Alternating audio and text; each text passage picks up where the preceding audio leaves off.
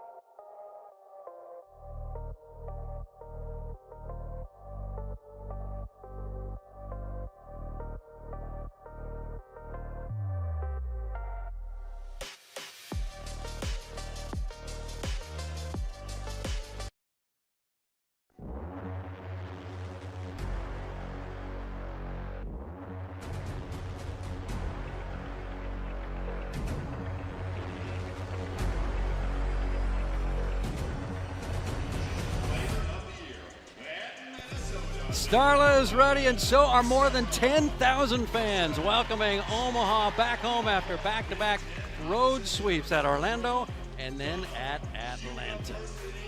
Columbus is in town, a win tonight, and Omaha claims the 4th spot, guaranteed in the upcoming playoffs. 3 straight years in pro volleyball, 3 straight postseasons for Omaha, trying to hold off Grand Rapids and Orlando. Well, hello again, folks. I'm John Baylor with the Olympian Nancy Metcalf. Look, those 2 sweeps, Orlando and Atlanta, the Supernovas hit a big number offensively. The last match hitting 413, the first time in Supernova history they've hit over 400. What's been a key difference? I think the key difference is Brooke Mosier running the offense as the setter. She comes in and she runs a faster tempo ball. She sets a lot quicker balls to the outside, and that allows their hitters to have a different look when they're attacking at the net. How much faster is this offense with Brooke at the controls? Well, I think it's just a different feel to it. Brooke Mosier and Sydney Hiller are both fantastic setters, but Brooke puts a quicker tempo on the ball, and that translates into points a lot of times because their hitters can find seams in the block that aren't there when the block has more time to get there. These 2 teams have played 3 times this year, and Omaha's won twice. One of those losses was here at home against Columbus, and Supernovas this year at home, 4-9. Brooke Nuneviller on the outside with Sarah Parsons. Brooke Mosier is your setter. Kira Reinhardt and Janice Leow are your middles. Merritt Beeson's been red hot, the former Husker, on the opposite, and Elena Ogilvie, the former Stanford Cardinal, leading the way at libero. How about for the visiting Fury? 5 wins this year. They'll play spoiler tonight. Jalen Hodge will be the opposite. Ryan White, substitute libero. Their top libero is out tonight. Ryan White, the former KU Jayhawk. Rachel Gomez in the middle, along with Reagan Pittman Nelson, the former great Minnesota Golden Gopher. Raina Terry is going to get a ton of swings, along with Megan Lush on the outside. Audrey Pack, the former Bruin from UCLA, is the setter. Visiting coach, Angel Perez. This year, they have 5 wins. They've lost 19. He's got 22 and 54 is his career mark in his 3rd season at Columbus. Finished last a year ago. They're in last place right now, in 8th place, and he finished in 5th the first year for the Columbus Fury. And the head coach in his 5th match as the interim, Thomas Robson. It's his 26th birthday, Nancy, and they are playing well for a brand new helmsman. They are playing well. I think there was a bit of a transition period with his first couple matches taking over, where he and the team were both kind of feeling each other out for, now you're in a different role. How is this going to go? But they seem to have settled into a pretty good rhythm. Coach Robson said one of his focuses is trying to give the players what they need to be comfortable. And if that means he jokes around with them, he will be willing to joke around. If that means he plays tough with them, he can be tough. But he has really seemed to spark a new breath of fresh air on this Omaha Supernovas team. Megan Lush serves, nice pass, Sarah Parsons. Quick attack, Kiara Reinhardt, not down. There's Raina Terry. And she's been a reign of terror this season for Columbus. 3rd most kills in the entire league. They call that one just wide. It is. And it's 1-0 Omaha. And Raina Terry and Megan Lush are both dominant outside hitters for Columbus. They've done a great job, but they're carrying a lot of the load this year, so expect to see Columbus going to their outsides a lot. It's a great pass by Ryan White. Block back. Shot by Hodge, and she blasted off the digging out. We're tied in 1. Pull up a chair. Spend the evening with the Supernovas. So a new libero tonight for Columbus, and Ryan White, a beautiful pass to start things. She's on the bench now as the middle is going to serve. Bad pass by Ogilvie. Brooke Nuneviller's first swing. She's been hot of late. Raina Terry, the Illinois Fighting Illini. Great up from Ogilvie. Tip shot, Merritt Beeson. Here come the Fury. Parsons, great dig in transition. Reinhardt, not pretty, but it works. 2-1. And sometimes what's not pretty works the best, but Reinhardt working really hard in transition there just to get up and be available.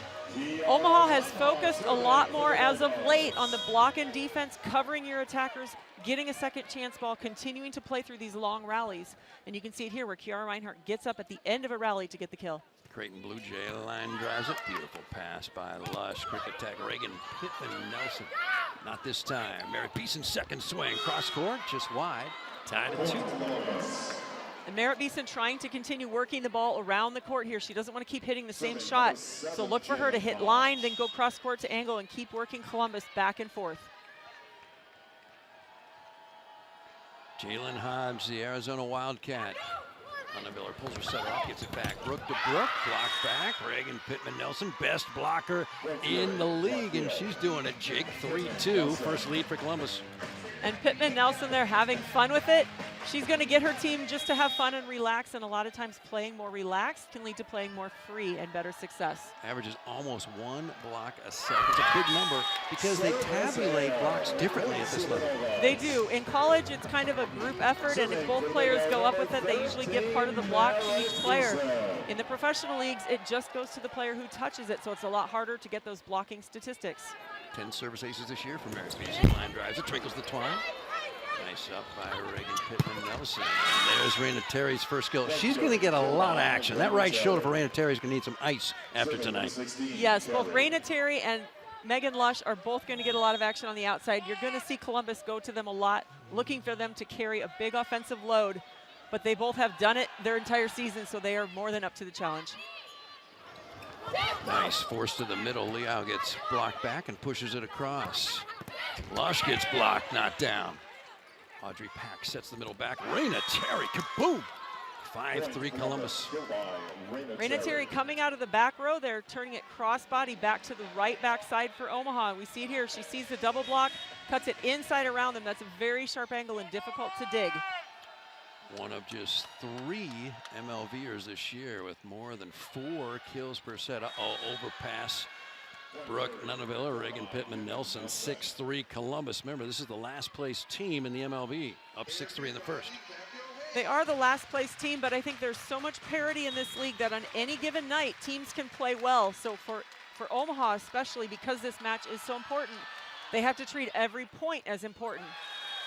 And the 2 starting outsides battle to decide who handles that lollipop serve, and a shank results in an ace and a 7-3 lead for Columbus after 4 consecutive Fury points. Timeout by Thomas Robson. You don't see that. These 2 veterans, Brooke Nunaville or Sarah Parsons, can't decide who gets to handle that pass. That does not happen very often. Being veterans means they've been in these situations a lot and they're used to having to communicate through them. But it does happen sometimes, so Coach Robson just trying to slow it down, stop the momentum right now for Columbus, give Omaha a minute to catch their breath, and then come back out and get the side out. That's your Liberty First Credit Union scoreboard. Bad news thus far for Supernova fans.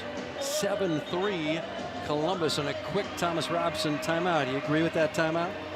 I think at this point in the match, it's a good timeout to take, just to let the team kind of reset, get back out there, and go back to work.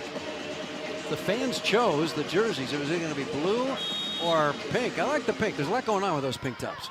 I do like the pink as well. My daughters both like pink and purple, so these are some of their favorite jerseys. Nearly another ace. Great pass by Parsons. Merritt Beason, though, gets stuffed. Reagan Pittman-Nelson already 2 blocks, and it's 8-3, 5 in a row for Columbus. And Pittman-Nelson is one of the best blockers in the country because she takes up a lot of space wherever she is blocking. She's getting over, taking away court. So for Merritt Beason, when she's getting a ball like that, it's just kind of a pinball up, popped up. She's trying to get it over the net. She's going to have to go higher and deep to corners because that big block of Pittman-Nelson will be waiting for her. Second Columbus service error, 8-4 Fury. Brooke Nunaville from the Oregon Duck.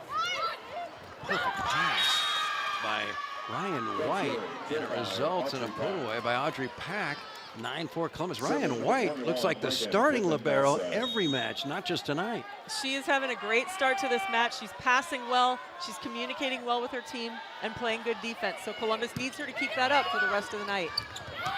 Sarah Parsons, block out of bounds. Great decision. Let that one land. 9-5 Columbus. Ryan White, during introductions, heard someone from the crowd as the dark descended here in the arena yell, "We love you, Ryan." That's nice when someone in the crowd recognizes there's a moment of silence so you can sneak that message in. Janice Liao, great middle for Omaha. Raina Terry stuff.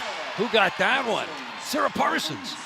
First block for the Novas. It's 9-6 Columbus. Sarah Parsons, give her credit for the block. We can see it here again, but watch all 3 blockers for Omaha staying in, realizing Raina Terry is one of the main threats right now for Columbus, so they have to acknowledge that and stay in and be ready to help block.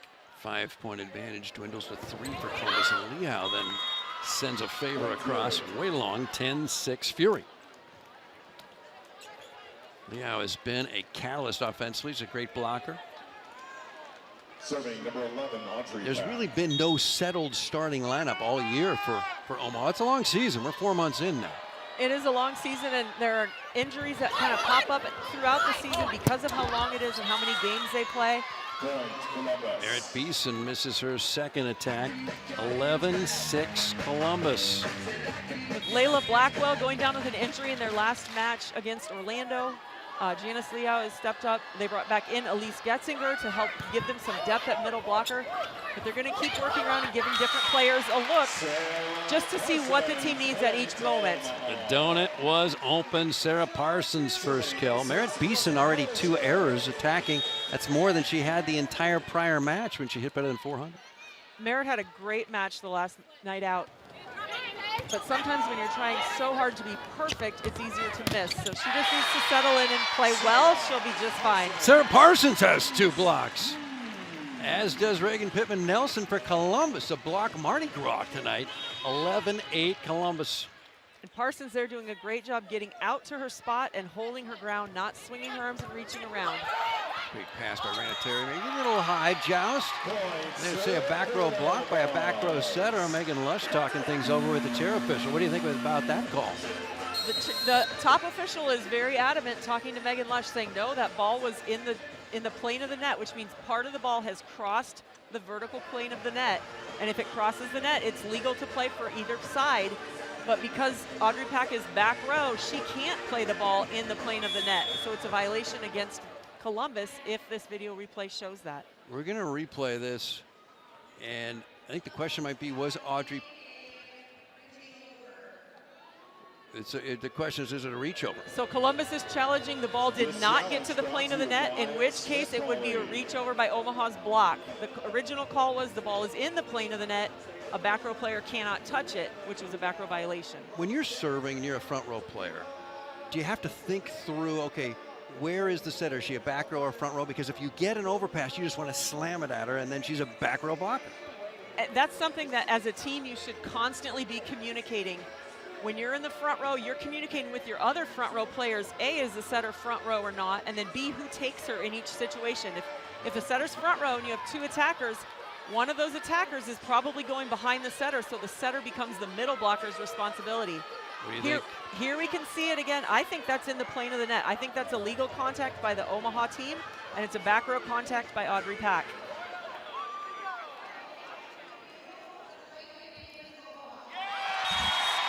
Absolutely correct, Nancy They agreed Metcalf. with me. Woo! 1 for 1. Should be a surgeon. You are assessing the issue perfectly. I mean, it helps a lot more from our angle where you can see the slow motion pause the video. It's a lot more difficult for the referee who has to see it live play action. Instant replay is helpful. Audrey Pack feeds left. Hodge gets blocked. The Supernovas have 3 blocks already. It's 11-10 Columbus. Omaha is starting off very good on their blocking moves right now. They're getting over the net. They're holding their place. They're not swinging or drifting side to side. That pays dividends in blocking numbers, as we can see already.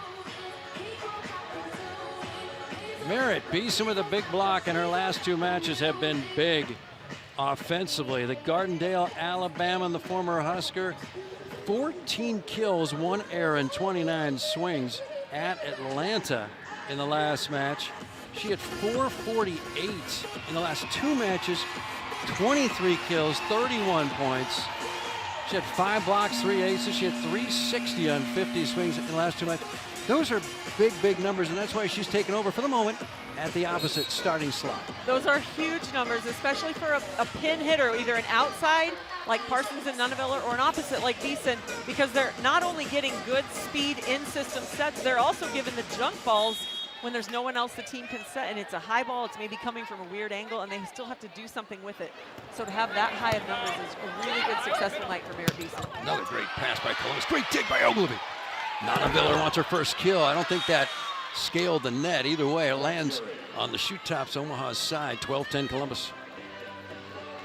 It was Nuneviller's hot night the other evening, coupled with Merritt Beeson. These are 2 players that Omaha coming into the season felt they could count on offensively. They have been up and down.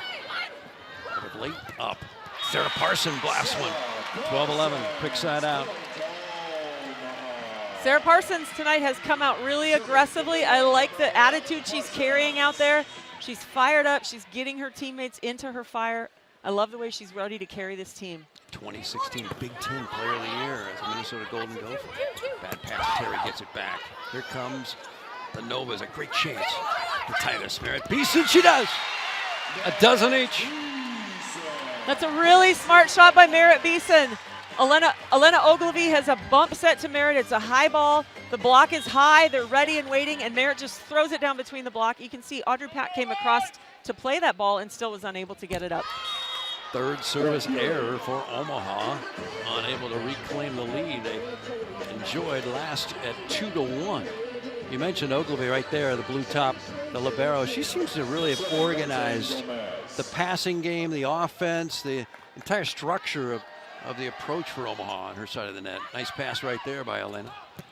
And it results in a quick attack behind the setter, Kiara Reinhardt. We're tied at 13. I agree with you. I think Elena Ogilvy is a really stabilizing force for Omaha. She has a very calming persona about her, so she's keeping the team focused and on track. She's not getting too worried about one point or another, but she makes so many great defensive plays and she passes so well for them that she's able to keep the team focused and not having to worry about things that might get past the block or cover balls. She's there. A fourth service error by Omaha. 14-13 Columbus.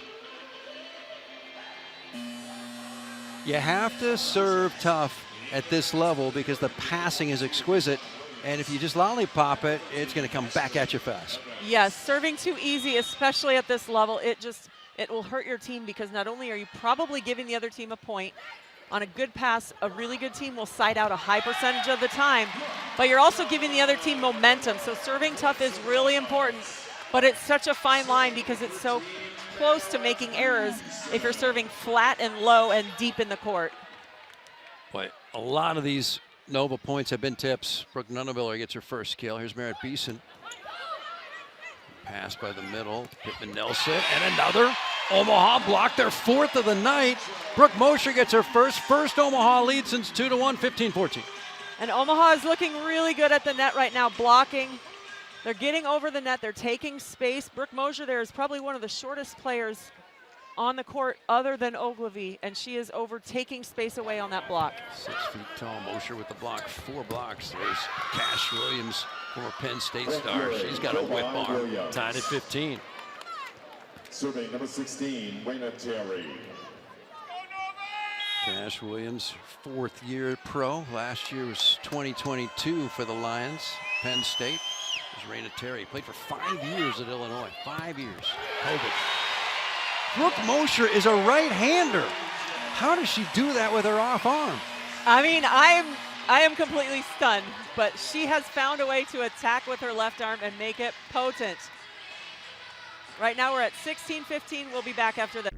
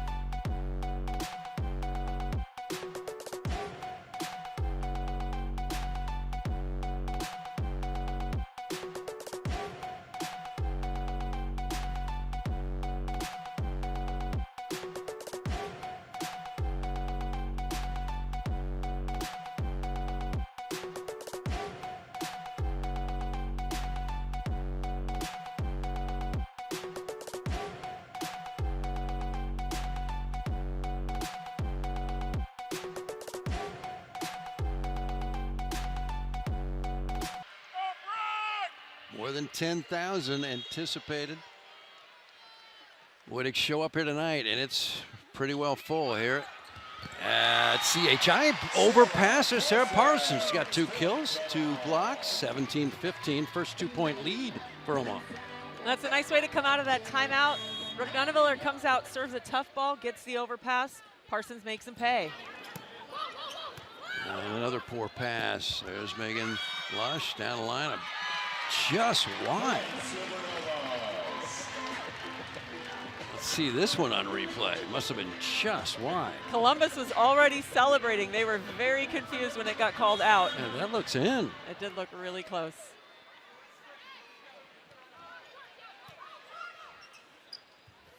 Megan Lush will try again. Off the block point for the former Penn State star in Columbus. It's 18-16 Omaha.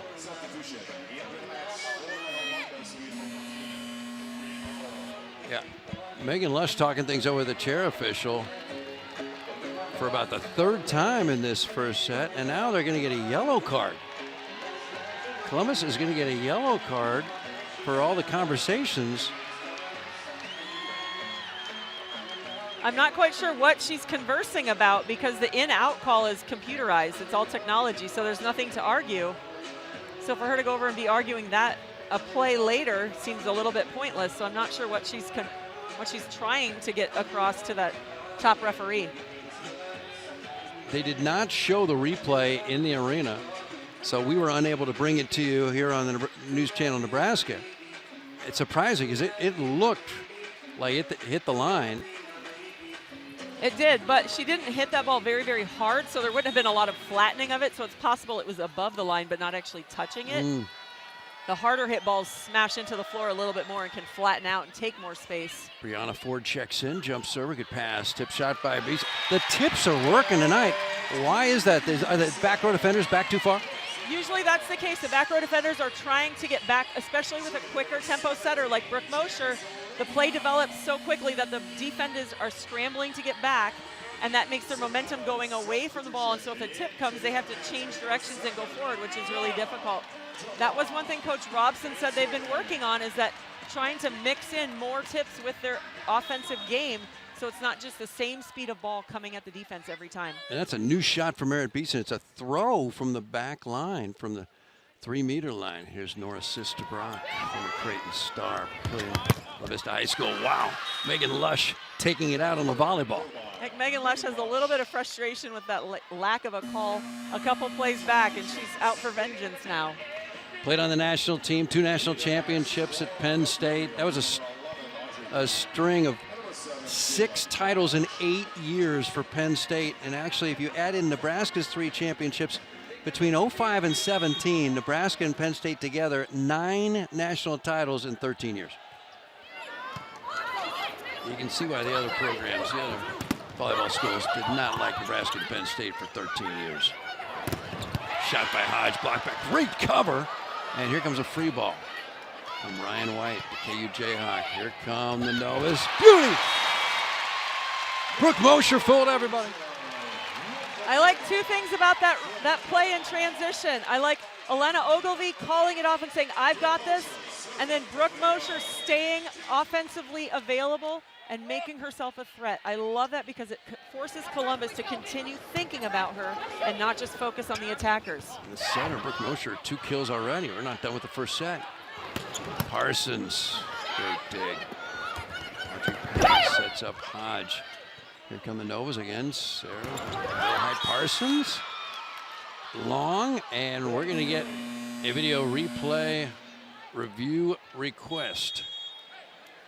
Thomas Robinson immediately goes over to his tablet and indicates he wants a replay. In the old days, you could hold up a green card or some sort of card, or you just ask for it, but now you got to go over to some device. You got to punch something in. Yes, they have all their little buttons, and I believe they have to not only punch in that they want the challenge, but what they're specifically challenging as well. But every player in Omaha, as soon as that ball crossed the net, they were all signaling touch. So as a coach, I think Thomas Robson is trying to not only obviously win the point, but he's also trying to show his team, I trust you and I believe in you. So if you guys tell me there's a touch, I will use my challenge to try to win that point back. You get one challenge per set, and if it works, you get another one that set. But if you're unsuccessful with the challenge, you don't have another challenge the rest of the set. It's 20-18 for the moment. If this gets reversed, 21-17. We're almost done with the sets. This is the time to use it. 22 cameras. There's an illustration of the investment MLV has. Good call. You can see the middle finger here clearly moving with the ball. You just want integrity in the call of the game, and 22 cameras is not cheap. But what you do is you get integrity in the calls. That's right. It makes the calls correct the majority of the time, which is what, as players, as officials, as staff, everybody wants. They want the calls to be consistent and right. So there's no ego here or no pride. It's just we're trying to do this right. Brooke Mosher played for Pittsburgh last year after 4 years at Illinois. Played with Rand Terry. Abby Walker just checked in, got a swing block back covered. Now, Mary Beeson, a big slug. Here come the Fury. Hodge delivers. Just a 3-point ball game, not over yet here in the first. It's a nice transition play on both sides of the net there. Columbus digging Merritt Beeson and getting a quick transition play right out to Jalen Hodge, who takes a really good swing. She's playing opposite, but she also has played some outside. So she has the experience swinging on the left side pin as well. One hand set, whistle, net violation against the setter. 2-point ball game. Net violation. It was a tight pass from Sarah Parsons. And it was so close. It was just a tiny, tiny net touch, but nobody's arguing it. Brooke Mosher said, I know I got it. Megan Courtney Lush serves. Sarah Parsons out of system swing, unable to get the kill, and here comes a free ball. Up by 2, not a great first contact on the free ball. Parsons still pounds away off the block and out. I love to see swings like that from Sarah Parsons. She takes such smart swings offensively, going high off the block. She went sharp cross court the ball before that. This one she goes high off the block of Abby Walker in the middle, hitting just really smart shots and making the defense have to work. Parsons, the MLV Player of the Week, the first week of the year. That was a day or two ago. There's Jalen Hodge. Jalen Hodge again makes it just a 2-point difference.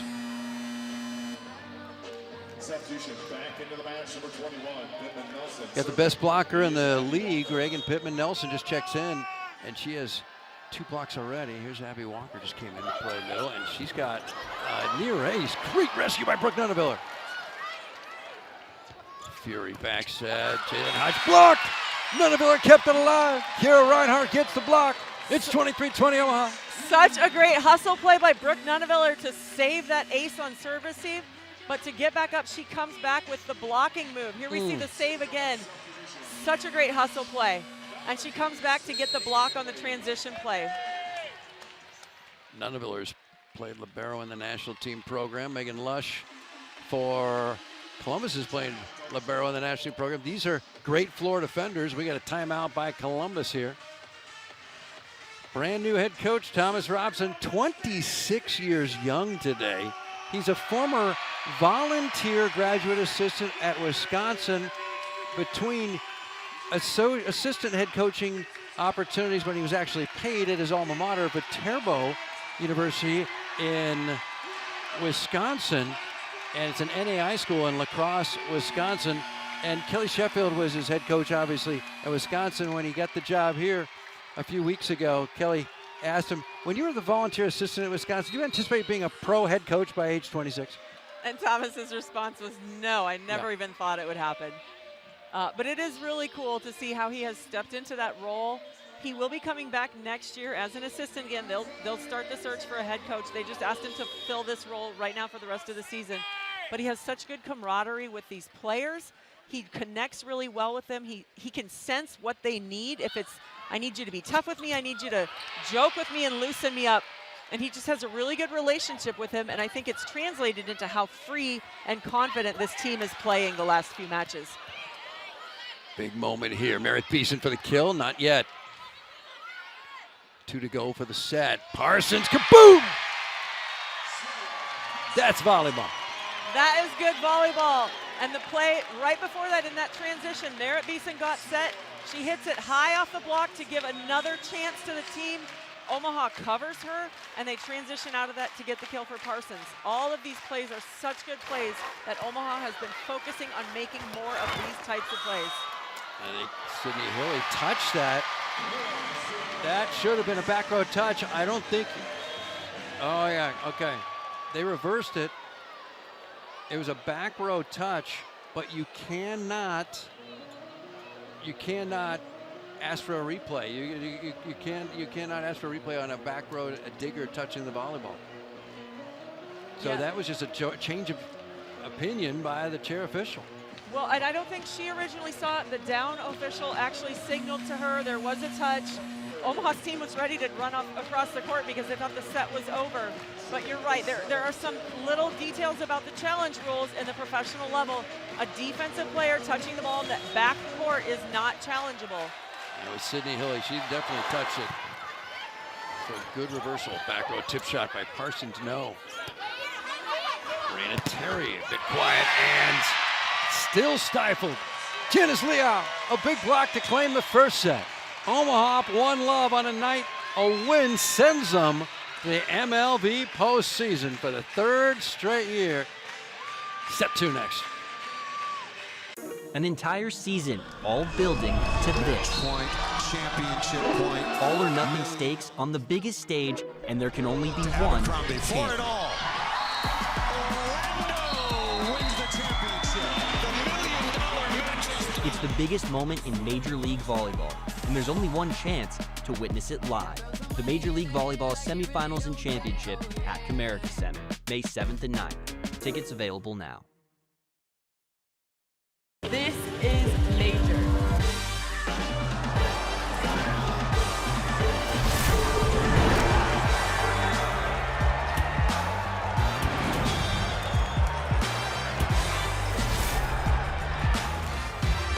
Women's volleyball isn't the next thing, it's the real thing.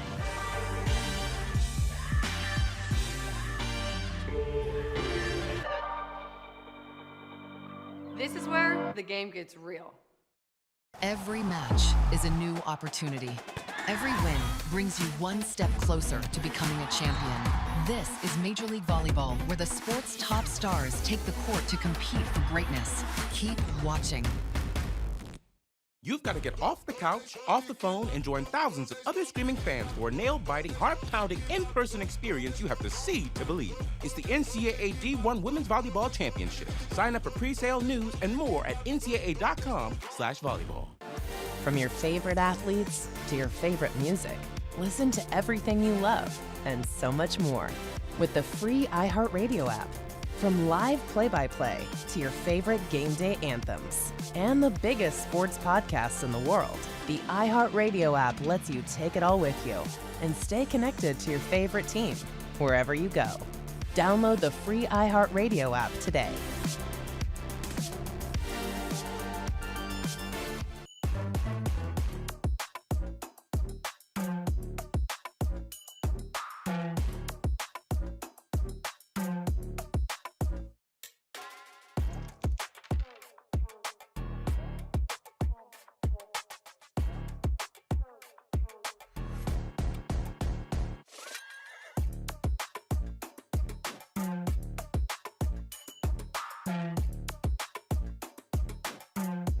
Club. And timely service you can count on. There's fun everywhere in downtown Omaha. You're roller skating outside, you're watching volleyball indoors, you're hitting the old market. There's a lot happening here in Nebraska's largest city on the banks of the Missouri, and here are the consequences of this match. If Omaha wins, Omaha to the postseason. If Omaha loses, then Omaha a week from now faces ever difficult and competitive Dallas, and Omaha trying to hold off Grand Rapids and Orlando. The key right now, just focus on this, get the job done. You don't want to travel to Dallas and have to win that match. Agreed. Dallas is a tough matchup for Omaha right now, but anytime you're in sports, it's so easy to get caught up in the future payoff of what you're doing now and how that affects things in the future. But it's always so important to just stay in the moment, take care of what you can take care of. And for Omaha right now, that means take care of Columbus. Win this match, get out of here with the win, and then your pressure is off your back. Nancy, you're looking at the stat sheet. What do you see? Sarah Parsons had an amazing first set for Omaha. She hit 7 kills on 11 attempts. She hit 636, which for an outside hitter is unreal. The rest of the team, Kiara Reinhardt hit well as well. She was 667 with 2 kills on 3 attempts. But I think for Omaha, their block and their defense right now, they're getting transition plays, getting second looks, is what made them win that first set. Brooke Nunaviller misfiring from the back row. She had 1 kill in 5 attack attempts. And here's Abby Walker. She gets to start in the back row. Great middle for Columbus. Go back, another tip from the back row. They are not stopping those throws and those tips from the 10-foot, the 3-meter line. They're not right now, and it's because they have to honor it by playing defense deeper to honor the hard hit ball. But right now, Omaha's doing a good job taking advantage of these holes on the court for Columbus. I'd pinch up and make them hit it hard. These tips have got to be maddening for Columbus. Beautiful. Off of one leg slide behind the setter by Reagan Pittman-Nelson, the former Minnesota Golden Gopher, 2-1 Columbus. And there we see what Pittman-Nelson is capable of. She goes up and absolutely destroys this ball. That's a great attack. But for Omaha, their focus has to be move on, focus on the next point. Move on, focus on the next point, over and over and over all night. Megan Lush a little bit, just a credit card long, 2-2. And I think that ball was a little bit too deep in the court for Megan Lush. She's hitting it behind her head. And for an attacker, if you're hitting behind your head, it's almost always going to go long. So either Audrey Pack needs to set her further forward or Megan Lush needs to start her approach further behind the ball when she takes off so that she keeps that ball in front of her shoulder when she's attacking. Terry after a great Megan Lush pass. Great rescue by the Supernova defense. On the free ball, set to nobody on a free ball. But a free ball returned. Back-to-back free balls. Joust, here come the Novas. Merritt Beeson sails it. That was not a point you're going to see on the replay highlights. Nope, that wasn't the swing Merritt Beeson wanted. That whole rally back and forth, both transitions on both sides was a little bit junky. And Merritt didn't get the swing she wanted on that one. So Columbus ends up with the point. But talking about the Omaha block and defense, they held Columbus to 0.94 for a hitting percentage in the first set. They hit 290, which is a good, solid percentage, but nothing spectacular. But when you hold your opponent to 0.94, good things are going to happen. Brooke Mosher on a high pass, I think wishes she would have just attacked that one, but I think she might be a back row player, so she could not. And the one-arm set, difficult. If she were a front row player, that would have been a perfect one to attack.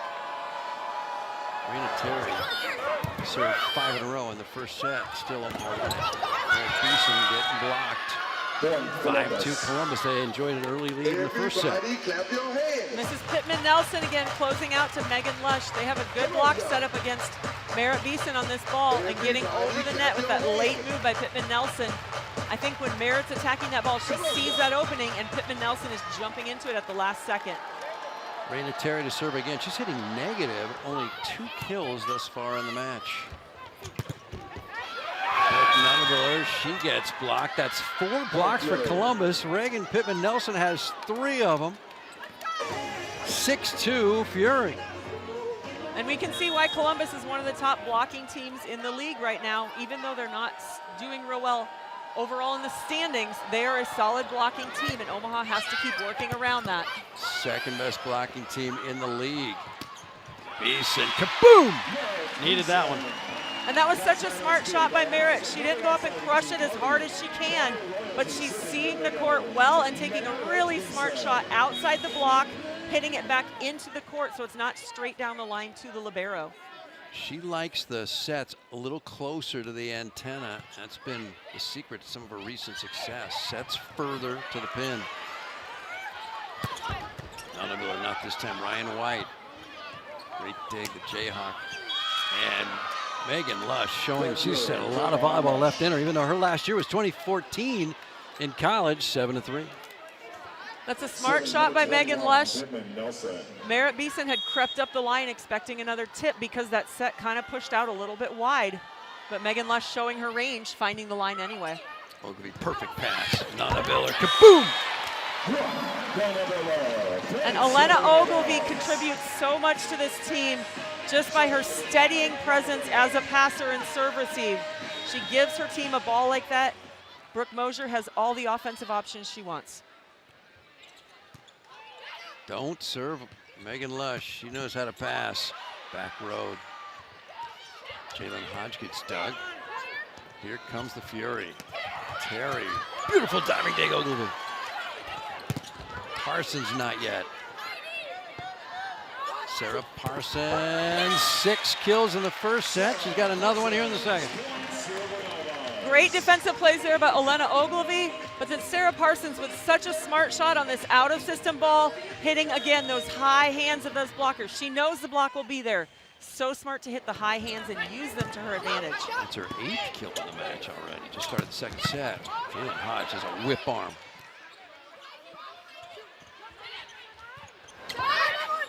Free ball. Fury goes back row. Raina Terry. Great dig by Ogilvy. Brooke Mosier did not want to jump and attack that ball. Wow.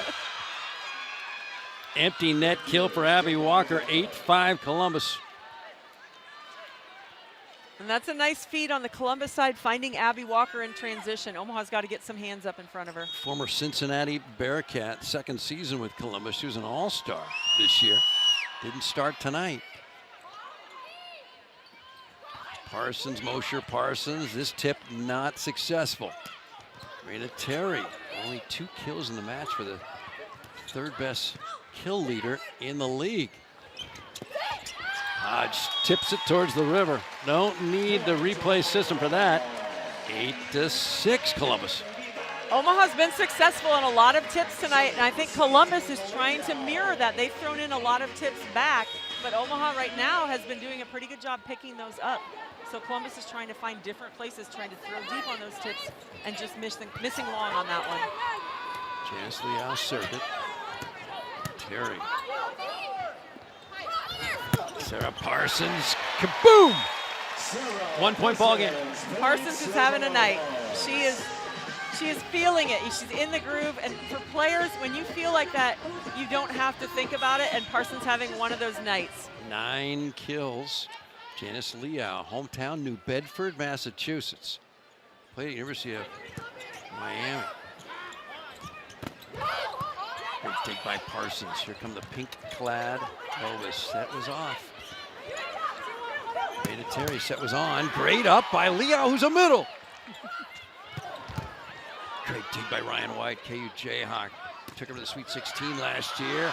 And, oh, Hodge gets the kill after a great defensive effort yet again by Omaha. And I think everybody loves it when the middles get a dig because it's not expected. If it's a libero and they make a dig, you're like, oh, well, they're a libero. But middles aren't expected to. So when middles make a phenomenal dig like that, it's just so fun. Having fun in Omaha. It's not a pink out, but a lot of folks are wearing pink, and a lot of folks are wearing blue. Well, and they're doing a stripe out tonight, so nice. Every other section is supposed to be pink and then blue, and then pink and then blue. The fans did a good job adhering to it. Set it up. Brooke Mosher's got her 3rd kill already. She had 5 in a single match earlier this year. I think Brooke Mosier being active offensively as a setter is a huge component to Omaha's success. That one probably would have been long. And that's, I think, 4 touches. Now I'm thinking 5 touches. No whistle. Apparently Omaha touched it in the interim. Merritt Beeson not this time. Megan Lush, no. A little bit of a low set. Parsons delivers just long. Nope, block touch. Point. Omaha. Parsons looked really shocked when they didn't call the 4 touches that you mentioned earlier. She didn't think it touched their block, and from our angle, it didn't look like it got over the net. Yeah, we had a very good look. When I was going to look at the floor official, it looked like 5 touches. And there's another kill. Jalen Hodge is impressive, the Arizona alumna. She's been a pro for 2 years, played in Puerto Rico a year ago. In 2024, she was all Big 12 first team. She can leap. She is. She's such a good jumper that she can get up and explode to that ball. She has a quick arm, so she's beating the block. Parsons on that last ball drifted out past her and opened up the center of the court for Hodge.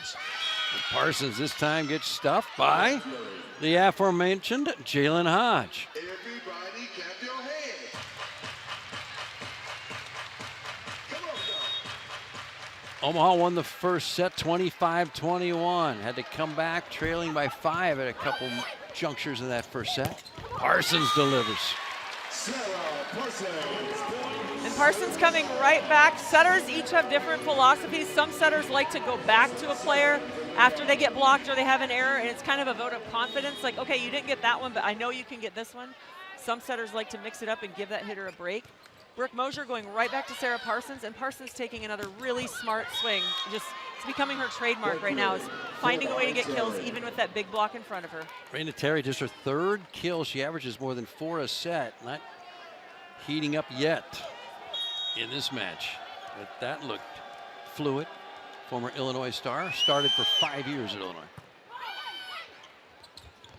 Back row tip this time, no. Ryan White, the libero, finds that one in time. Parsons swings away. There's Ryan White, another diving dig. Lush, just wide, no touch. Point Omaha, 1-point ball game. And right now, Ryan White is playing really good defense, really holding down the Columbus side of the net, kind of frustrating some of the Omaha hitters. But I like it that Omaha keeps recycling, keeps getting more shots, keeping the ball in play, making smart attacks.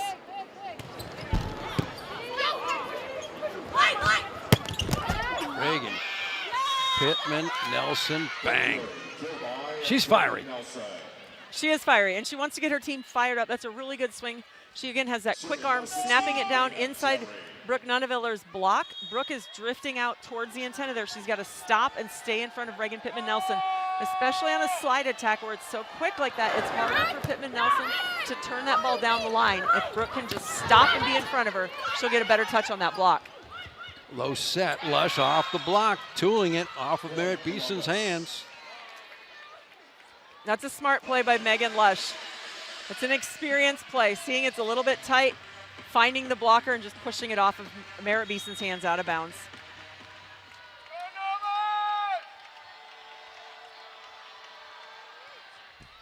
Raina Terry twinkles the twine for an ace, her 2nd ace. She ran a bunch of points, 5 in a row in that first set. Now a 4-point Columbus lead. And the balls that hit the net are so hard to react to because normally that front row player, when the server is driving the ball, their mind has already moved on to, I have to be ready to attack. So to switch back to, wait, that ball just hit the net and now it's mine, I have to play it, can be difficult. And she's caught Janice Leao out of, like, kind of out of sorts on that, not expecting that ball. But then misses the next one, so. Merritt Beeson, 10 aces this year, one of the team leaders. And on cue, number 11. Merritt Beeson has such a good serve because she drives that ball flat and it comes over the net low, but it's driving deep, and that's hard for the passers sometimes to handle. Before reclaiming that starting position on the opposite, Merritt Beeson was a serving specialist. Great rescue by Brooke Nunneviller.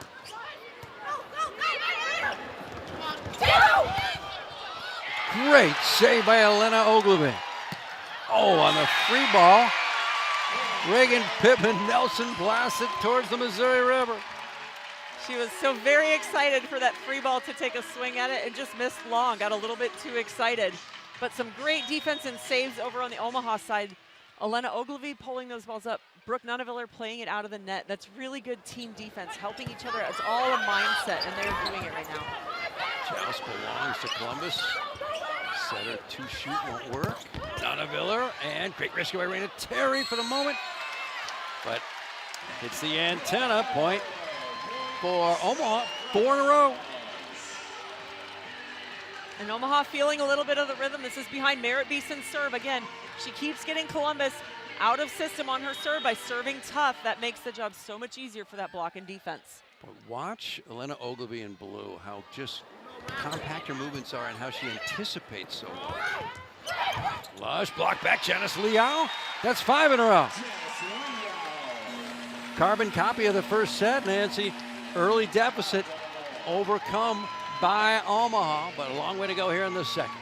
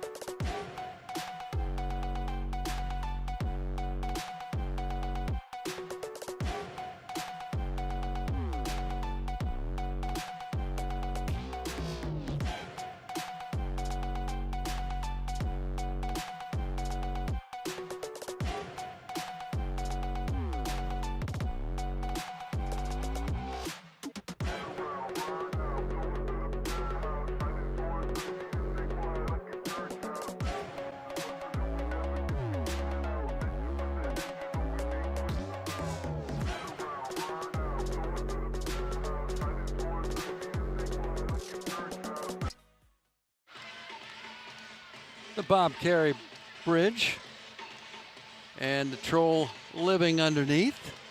Omar just down the road. Well, let's say down the river from where we are inside CHI Health Center. But clearly Omar is also a Supernovas fan. It's fan appreciation night, and everyone's getting appreciated. Nice pass, Rena Terry. Megan Lush, yes. 16 apiece in the second.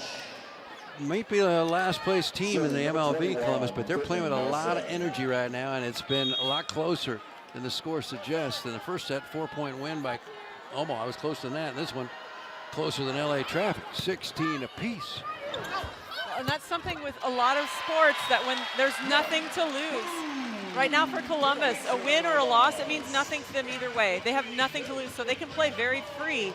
If they lose, they were supposed to lose, right? They're the lower seeded team. If they win, it's amazing. So they're playing very free, very loose, and that can show success because of that. They have good enough women playing on their court that playing well, they can combat with anybody. Now it's going to be Jaden Hodge. They have 2 back row attackers in this rotation. Nice up by Ryan White. Megan Lush down the line. And we're going to get a replay here. I believe for Columbus, they thought there was a blocked touch, but no indication. Yep, now we get an indication they're going to replay this one. Challenge request from Coach Perez for Columbus. Yep, that's what looked like a blocked touch. But Megan Lush again over there conversing with the top official. I'm not quite sure what she's arguing there. I think a blocked touch.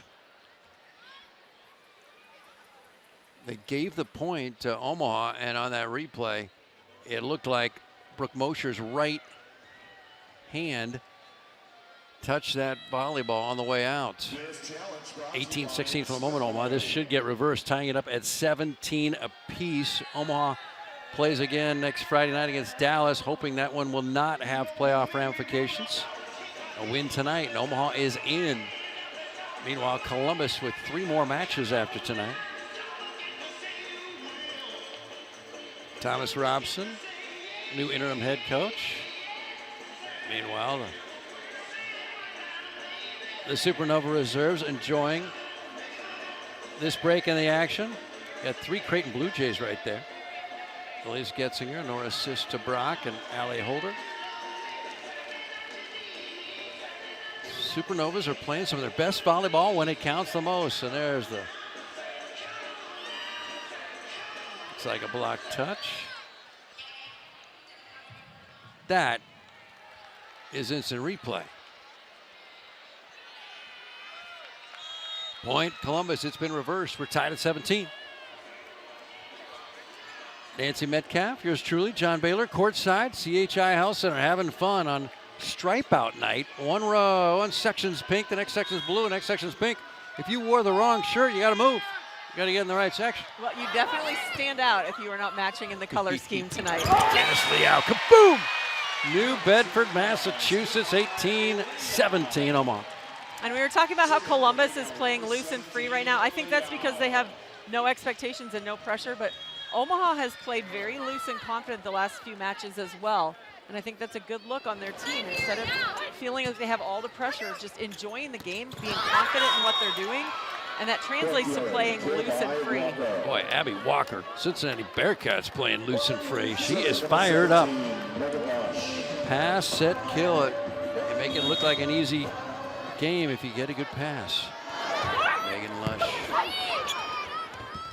Sarah Parsons, that's way long, and no block touch. Point Columbus, trying to steal this second set. Everybody clap your hands. Parsons just getting a miss hit on that ball. I am very familiar with that. Sometimes you swing and it hits your hand funny and it just takes off. When I played in high school for club volleyball, one of the moms of one of my teammates would yell, "To the moon," because sometimes that's what it felt like they were doing. The ball was just sailing that direction. Uh-oh. That's an ace. 20-18, Columbus, timeout, Omaha. Supernovas came back but pulled away in the first set. Supernovas came back from a 4-point deficit earlier in this one, but now Columbus has regained the lead. What's been the secret behind this resurgence for Columbus here in set 2? Columbus's hitters are doing a good job right now of using the Omaha block and finding seams to get through and score points. But Sarah Parsons has cooled off a little bit for Omaha. We haven't seen them going to her as much. She's not scoring as much. Omaha just needs to find their rhythm back, and that starts with passing. That gives Brooke Mosier so many options at the net for who she's setting and where she's working the ball around. That's Starla. Starla was unveiled 3 weeks ago. The intergalactic, very fuzzy and furry mascot for the Supernovas.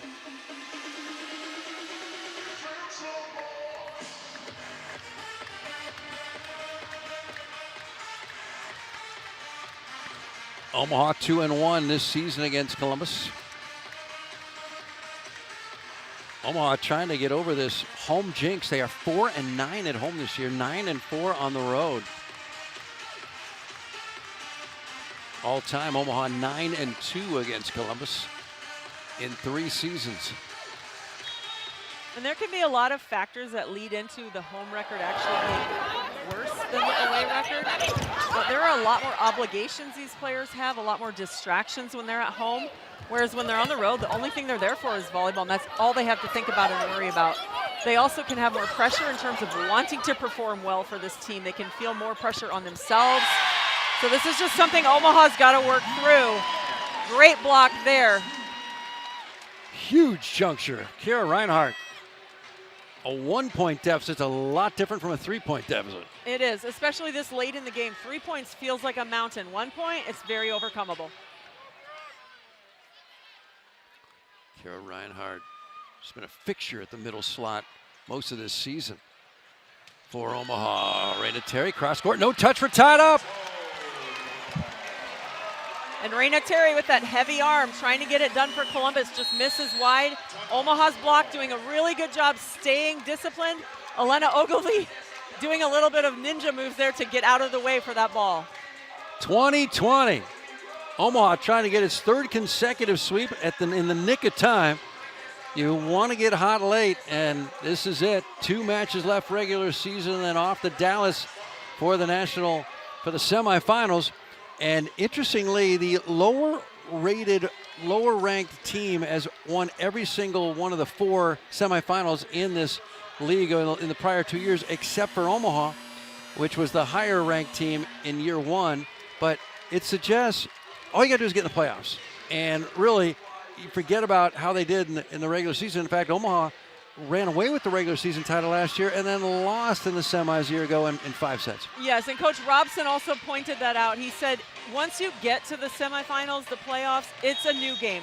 It's anybody's game. Whoever plays well, any team can beat anybody. But getting there is so tough because of how many games they play and how tough each team is. So for Omaha, they just got to focus on getting there. And once they get there, it doesn't matter if you're in 4th or if you're in 1st. You play the game that you're there for. Jalen Hodge. This year, hitting only 142. She's a lot more effective thus far tonight. Kira Reinhardt, not this time. Now to tie it. Sarah Parsons got it. Brooke Mosier doing a good job there, mixing it up. She went up like she was going to back set that ball and pushed it quick to Parsons, and you can see Parsons has that opening in the block, taking advantage of it for the kill. That's her 12th kill for the night. Served by Parsons. That's an ace! Parsons doing it all. Pulls one out of the bottom of the deck. It's 22-21. 3 to go for a commanding 2-love lead.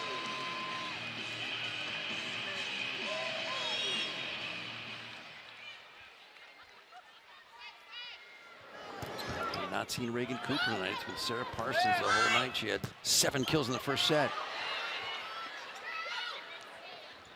This time it's going to be Reagan Pittman knocked down. Great chance here for a 2-point lead. Nunaviller mishits. We're tied at 22. Some really nice defensive plays there by Omaha to keep that ball alive. Brooke Nunaviller just having an uncharacteristic mistake on her part. Here's Jalen Hodge. She's a threat from the back row. Decent pass. Nunaviller gets it back. 4 hands in front of her, not down. Columbus to try to retake the lead. Terry down. Decent block touch, but back row not able to get there in time. Yeah, that was a decent block touch by Omaha. Both players getting up. They get good hands on that ball, but it just kind of dribbles over the top and falls in the center of the court. Timeout, Omaha. The Novas grabbed a 1-point lead. There's the brain trust. Thomas Robson, it's his 26th birthday, assisted by Blake Rollins. That's it, just 2 in charge. Thomas Robson in his 4th match. And to give you a sense of the impact he has had, in the last 2 matches, opponents against the Novas have averaged just 11.6 digs a set. Before that, 19.3 digs a set. That's a sign of a much better, more efficient offense. Yes, that means that the hitters are getting a ball where they're able to find holes in the block or use the block out of bounds or just get a kill straight to the floor. With a different tempo setter, that can make a big difference in the offensive potent there. Brooke Nonneviller tonight. She is hitting 0 right now with 5 kills. Here's Hodge. Nonneviller, perfect pass. Timing off with Kara Reinhardt. Set or dump, that's not gonna work. Nonneviller, another tip. They're not dropping here in the second set. Those tips. Terry with her offhand.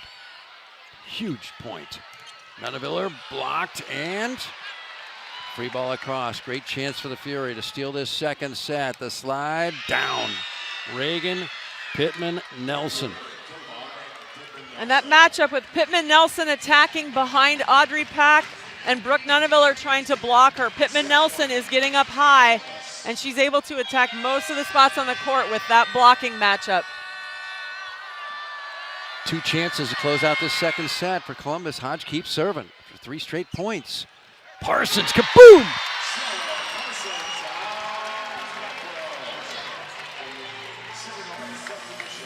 Now can Omaha hold serve with the set on the line? Sydney Hilly checks in. Has to get it in. And Omaha with 2 setters out there. Timeout Columbus. How do you like this lineup? Sydney Hilly's a back row specialist suddenly because Brooke Mosier's in there to serve. I think Hilly's in there to serve. Brooke Mosier's in there to set. Hilly's in there to serve. I would agree. I think they're putting Sydney Hilly in right now as a serving specialist and to hopefully get something going on defense if she can find a way to get a dig, give their team a shot to transition. She's second on the team in aces with 12. Kara Reinhardt leads the team with 20 service aces. So Sydney Hilly checks in to serve. You have 2 setters in there. Setters know how to defend the floor. Setters are typically really good defenders. Sydney Hilly will not be in her normal defensive position, though, because Brooke Mosier is in there. But they're definitely looking for a little bit of a lift here from the service line from Sydney Hilly. Another sub to get a better block.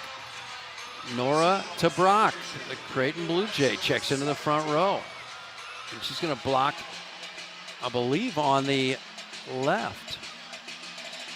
And I think Thomas Robson is putting Nora Tabrock in here. Well, he was trying to. They got declined to try and put her in front of Reagan Pittman-Nelson. They're out of subs. Sydney Hilly, that's a near ace. They're out of system for the set. And that's long, no touch. And we're going to get a video replay here.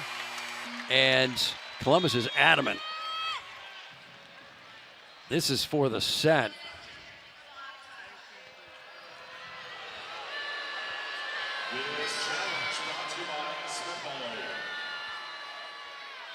Tough to tell there. All Columbus players immediately started asking for the challenge.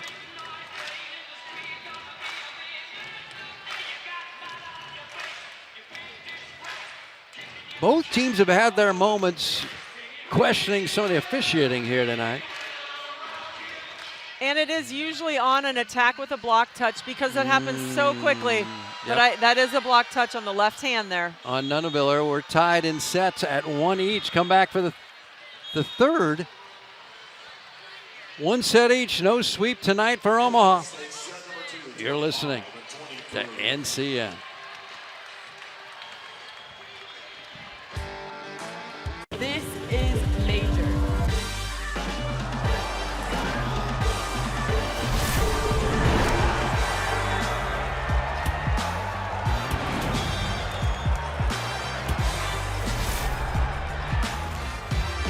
Women's volleyball isn't the next thing, it's the real thing.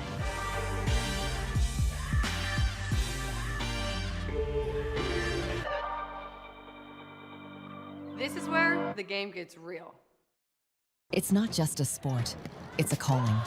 At Spalding, we've spent years crafting high-quality equipment that honors that passion.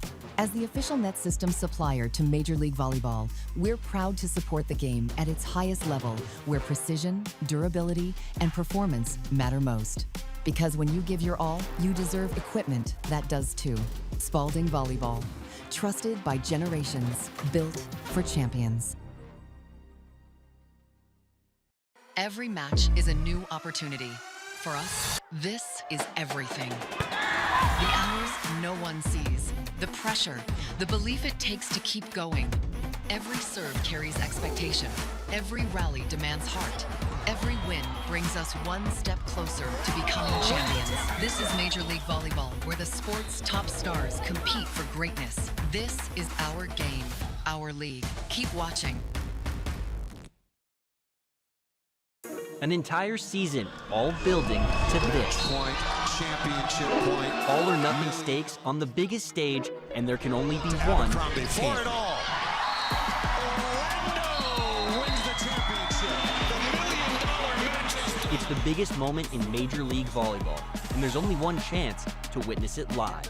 The Major League Volleyball semifinals and championship at Comerica Center, May 7th and 9th. Tickets available now.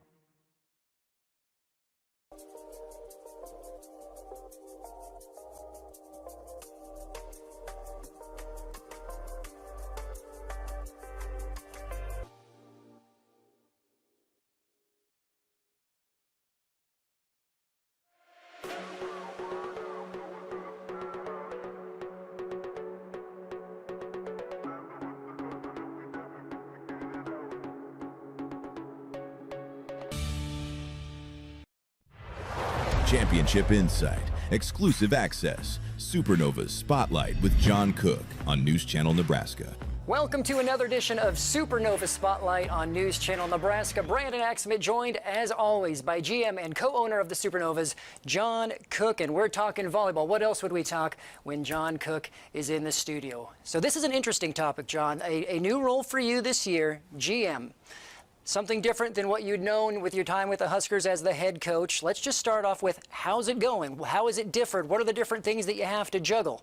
I gave you several different questions to answer there, but I think people want to know what that's like to be in a GM role. Well, as this pro league's been developing, they came to me and said, hey, we want you to be the first general manager. And I asked the same question you just asked me. What does that mean? And pretty much what my role is the best way I can describe it in the most simple way is my job is to put together a team, put together a staff, put together a performance team, and then make sure they have everything they need to do the best job that they can. And I've been thinking a lot about this. You know, when I first started coaching, I did everything.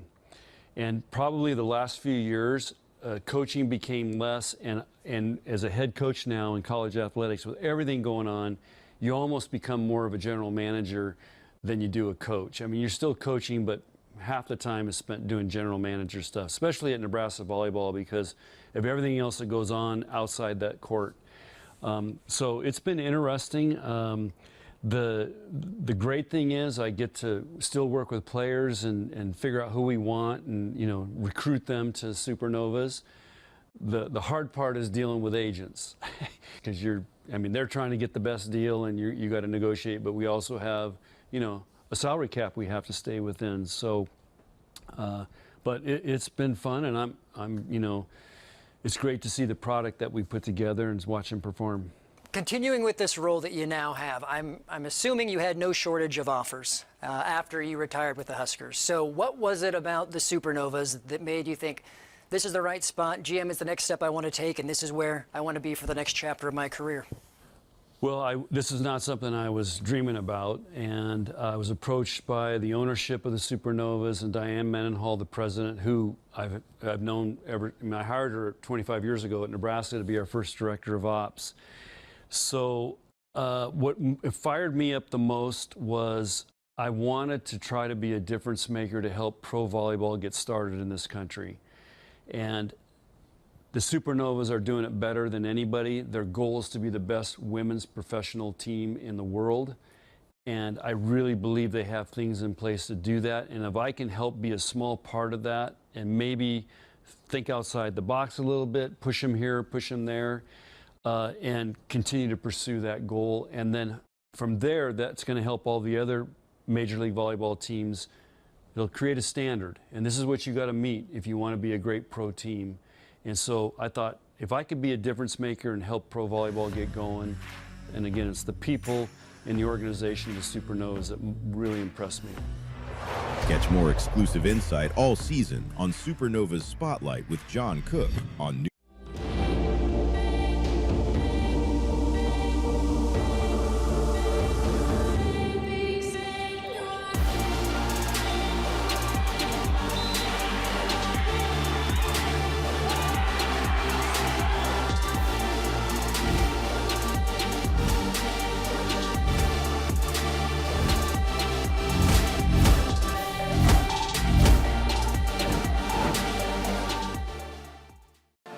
From your favorite athletes to your favorite music, listen to everything you love and so much more with the free iHeartRadio app. From live play-by-play to your favorite game day anthems and the biggest sports podcasts in the world, the iHeartRadio app lets you take it all with you and stay connected to your favorite team wherever you go. Download the free iHeartRadio app today. Every match is a new opportunity. Every win brings you one step closer to becoming a champion. This is Major League Volleyball, where the sport's top stars take the court to compete for greatness. Keep watching. You've got to get off the couch, off the phone, and join thousands of other screaming fans for a nail-biting, heart-pounding, in-person experience you have to see to believe. It's the NCAA D1 Women's Volleyball Championship. Sign up for pre-sale news and more at ncaa.com/volleyball. An entire season, all building to this. Point, championship point. All or nothing stakes on the biggest stage, and there can only be one For champion. it all. Orlando wins the championship. The $1 million match. It's the biggest moment in Major League Volleyball, and there's only one chance to witness it live. The Major League Volleyball semifinals and championship at Comerica Center, May 7th and 9th. Tickets available now.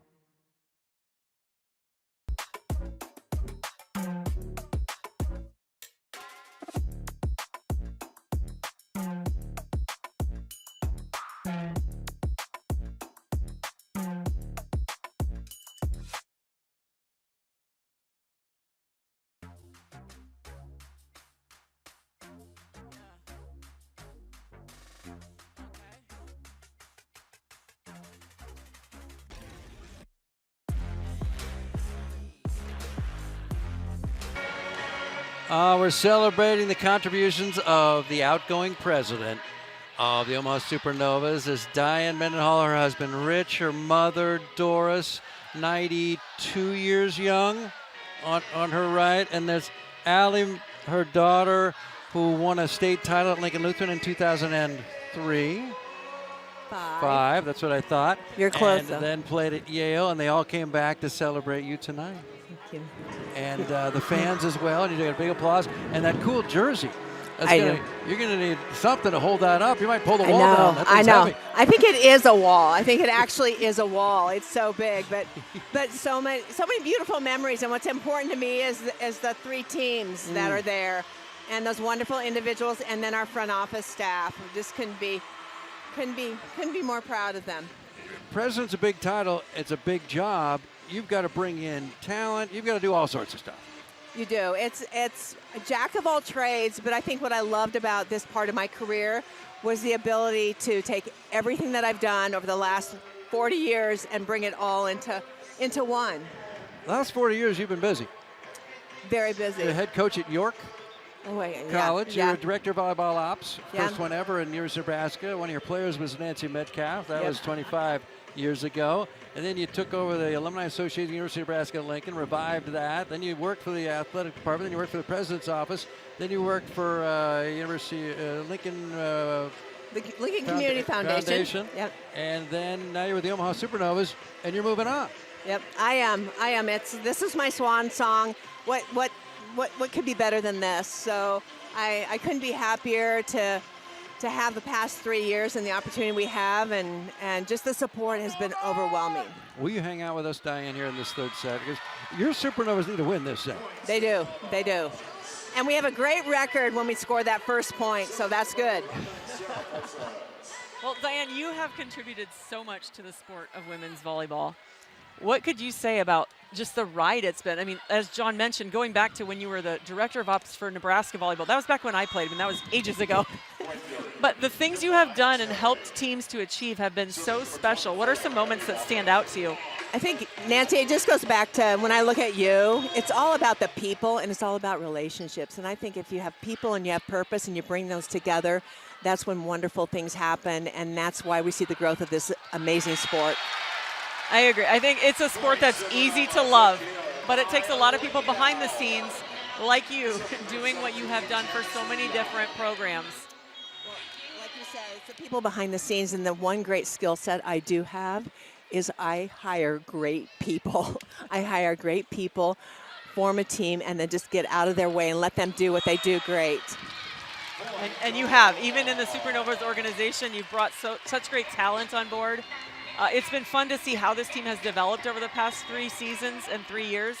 But thank you for what you have done just to build the sport and the Omaha Supernovas program. Absolutely remarkable success, leaders in attendance in the world of professional volleyball, not just domestically. And there's a tip shot for a kill. Emily Landot checks in here in the third set for Omaha, and Toyosi on a banjo as well. Diane, as you get a chance here to say something to this television audience, what would you like to share with them? Just thank you. This just shows the love and the belief that people have to lift us up, to support this sport. And it's a community that it's hard for me to talk when I'm watching the point. Love the point. So, no, this is all about community. It's all about belief. It's people rallying around a cause in a sport. And I just want to say thanks to Novas Nation. Thank you to everyone. And thank you to all the support that we've had. Well, from all of us, thank you for everything you've done, building the Omaha Supernovas to what they are, but the sport of volleyball in general. Thank you. Thank you so much, Diane Nancy. Mendenhall, president of the Supernovas in her final year. She'll stick around as an emeritus advisor from a distance. And now a roll shot blocked back by Columbus, and it's 4-3 Novas here in the third set. We're tied in sets at 1. 4-3 in the third, and Nancy, we have a change in the lineup. There's Toyosi on a banjo, the former KU Jayhawk, who's been a catalyst so many times this year off the bench playing middle. And then Emily Landot is coming as well. Well, that speaks to the depth on the Supernovas team. When Layla Blackwell went down with an injury, Toyosi on a banjo jumped in, and she was successful in helping spur the team on to continue their momentum and win that match. So we know that Coach Robson has so much faith in these players that even if they're not starting, he knows they can come in and make a difference. And he tells them that. He said, I want you to be a game changer. When you get your shot, go in and change the game. Find a way to make a difference. On a banjo, there's Landot, the Ohio State Buckeye star, played for 5 years. Now Nunaviller. A lot of wood to chop for Omaha in this one, and a miss hit from Reagan Pittman-Nelson into the net. She pats herself, says that's my fault. 6-3, Omaha in the third. And here we see Pittman-Nelson going up and just trying to go for that tip throw shot, but she's too far off the net and isn't able to get it across the net doing that. Omaha won the first in 4, lost a deuce game in the second. Blocked back, again, Megan Lush. And she drills it down, 6-4. Megan Lush finding a way somehow to get that through between the block, kind of off the line, down the line. Difficult shot to dig because there's not a defender there usually. There's usually a defender on the line and then a defender more cross court, but in between the two, it's a little bit tougher to dig. Reagan Pittman-Nelson, Brooke Nunaviller, Mosher, the side on Banjo's first swing is a kill. So many times players off the bench for Omaha this year have come in and lifted the team on a banjo. Case in point many times, and thus far tonight, 7-4.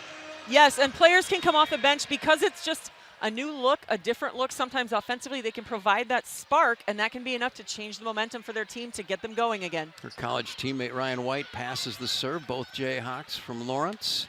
And Londot pounds it from the back row. Great dig by Emily Londot, but no one able to rescue the second contact. 7-5, Omaha in the third, tied in sets. And that was a really nice up by Emily Londot on a difficult ball. Audrey Pack recognizing that it's close and she has no block. Londot popping it up, but just a little bit too low for anyone to make the next play. 3 great passers in this rotation for Omaha. It's going to be Parson, guides it perfectly. Mosher, two-hander won't work. Now a good chance here. Londot from her favorite spot, stuffed. And Megan Lush gave her a long look after that block, 7-6. Lush right now is playing like she has something to prove, and it started earlier in the match when they didn't get some calls she thought they should have. That lit a fire under her, as it sometimes can with good competitors. And she's out here trying to prove something now. Left-handed swing by Mosher, and that's wide. Remember, she's a right-hander. And I like it that Brooke Mosher is still trying to make a difference there, be an offensive-minded setter, but that pass pulled her forward, so she was running out of court ahead of her on the other side of the net. Her ability to swing with her off arm is just amazing. She tries another setter dump and blocked by Lush. 4 in a row for Columbus. It's been a match of streaks. They had 5 in a row in the first set, 4 in a row right here. It has been. Volleyball is such a game of momentum. So for each team, it's always important to try to stop runs quickly because it is such a momentum game. You don't want to let the other team continue building their momentum. Slide to Liao, not this time. Unable to take a full swing for 5 in a row. Great dig by Ogilvy. Joust, great dig by Ogilvy. Brooke Nunaville, they've been going to that tip a lot, and it works. 8 apiece. So Brooke Nunaville, they're trying a different tip. She's coming out of the back row, and instead of tipping over the block in the middle of the court, she goes up and throws it to the right side of the court because Audrey Pack there is coming up to play defense in the middle, and it makes her change directions and results in a kill for Brooke Nunaville. 8-8 in the third. Omaha needs to win this to go to the postseason. Service error, Brooke Mosher.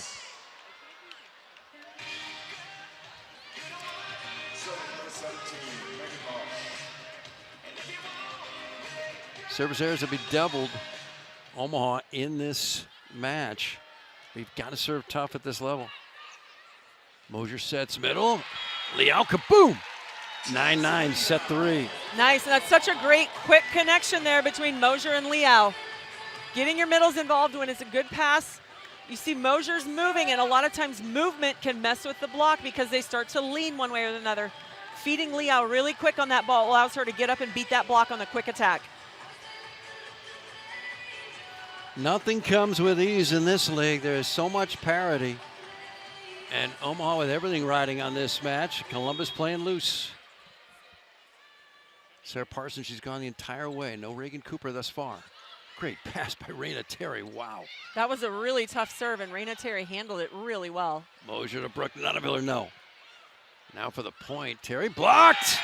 Liao, Emily Londot, that's a combined about 13 feet of humanity, 10-9, Omaha. That is a big block to work around, and when they're tall like that with long arms, it's like they're hanging in the air even longer because their arms are still over the net. Great blocking move by both Omaha blockers there. Another tough serve, results in an overpass. Omaha scatters, again Liao. Again the throw, they don't call that. And another block! Huge blocking exhibition tonight for the Novas. Liao, that was all Londot though, 11-9. Omaha tonight has put up a solid block in the front row. They just have to stay disciplined, and they're going to get kills because Columbus is hitting into them. 11 blocks for Omaha. Oh, just when Omaha was seizing the momentum. 11 blocks.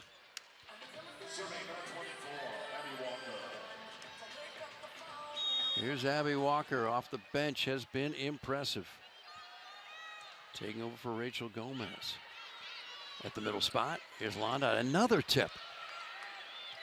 And an easy put away for Jalen Hodge, 11 each in the third.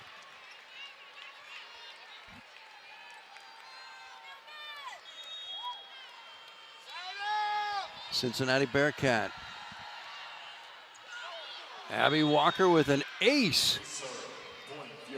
2-point lead has turned into a 1-point Omaha deficit, 12-11. Columbus. The biggest thing for Omaha right now is if Columbus is adjusting to their tips, they've got to keep moving it around like we talked about Brooke Nuneviller doing out of the back row. The second thing is if you're tipping like Emily Londa, people have to be ready to cover. Your teammates have to be covering you. That's something Coach Robson told them he wanted to focus on is covering players, making digs so you get second and third chance attacks. Uh-oh, poor pass. Nuneviller flying in there over dig. Great chance here for Omaha to tie it. Kaboom! Emily Londa. Huge right shoulder retired at a dozen. Mosier making a great hustle play there. She's hustling one direction to play the first ball, comes back running into the court, has to turn around, sets a great ball for Emily Londa, giving her that line shot, and Emily buries it. If we go 5, it's 1-1 right now. If we go 5, Columbus is 1-5 in 5 setters. Omaha's 3-4, and a kick by Reagan Pittman. That's legal. Londot for the point. Another tip. Block back. Joust. And Londot muscles it over. Good recognition by Emily Londot there that ball she played up on the cover ball was coming over the net, but instead of reaching to push it down, she waited because she knew Columbus had to touch it first. A full kick to get that ball over the net. Love to see that again. Leo keeps serving. Nice pass. Terry? No. And a big block on a banjo. Toyosi giving him a lift defense. That's 12 blocks for Omaha in 2+ sets. And Omaha's team has come out this set. They are blocking disciplined and they are reaching over the net. Columbus, right now, they're not doing as good of a job as they were earlier in this match of finding ways to go through or around it or high off of the block of Omaha. 3 in a row for Omaha. Bad pass. Great chance here on a free ball. Londot winds up and drops it. 4 in a row. I like the off-speed shot by Emily Londot. She has such a heavy arm that defenses are going to be waiting back on their heels for that. When she mixes in an off-speed, it throws off the defense. And on that ball, it wasn't that tough of a hit, but the defender digs it over the net because it's messing up with her tempo. Terry, great up by Sarah Parsons on a banjo. Raina Terry out. No touch, point Omaha.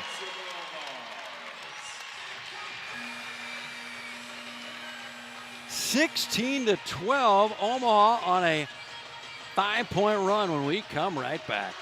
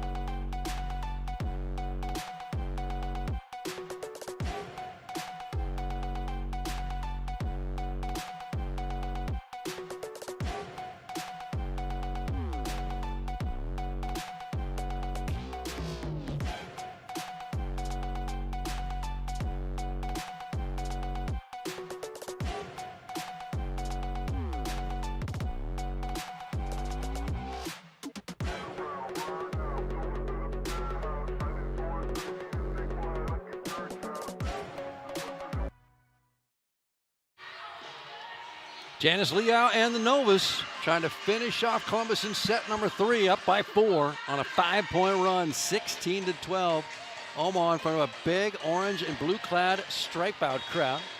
Fan appreciation night on the banks of the Missouri. Liao, the former Miami Hurricane, 2-time ACC, all-ACC performer. Big carom, great chance here for Omaha to make it 6 straight points. Londot's favorite spot, not this time. Free ball across. Mosier, middle. Toyosi on a banjo, no. Raina Terry, yes. Go after the libero. Avoid the libero when she's back there. Go after the middle when she's back left. And that time, Liao unable to handle that rocket. And that's Raina Terry's heavy arm there that you can see coming out. She just buries that ball. Janice Liao gets a touch on it, but can't control it. Parsons guides it beautifully to Mosier. Londot, kaboom! Off the digging out of here. Another great shot by Emily Londot, finding that line, able to hit it off the defender down the line. And that's the libero trying to dig her, which gives you just an idea of how hard Emily Londot hits the ball. Merritt Beeson played the first 2 sets.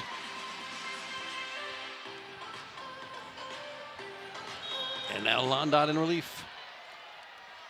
Merritt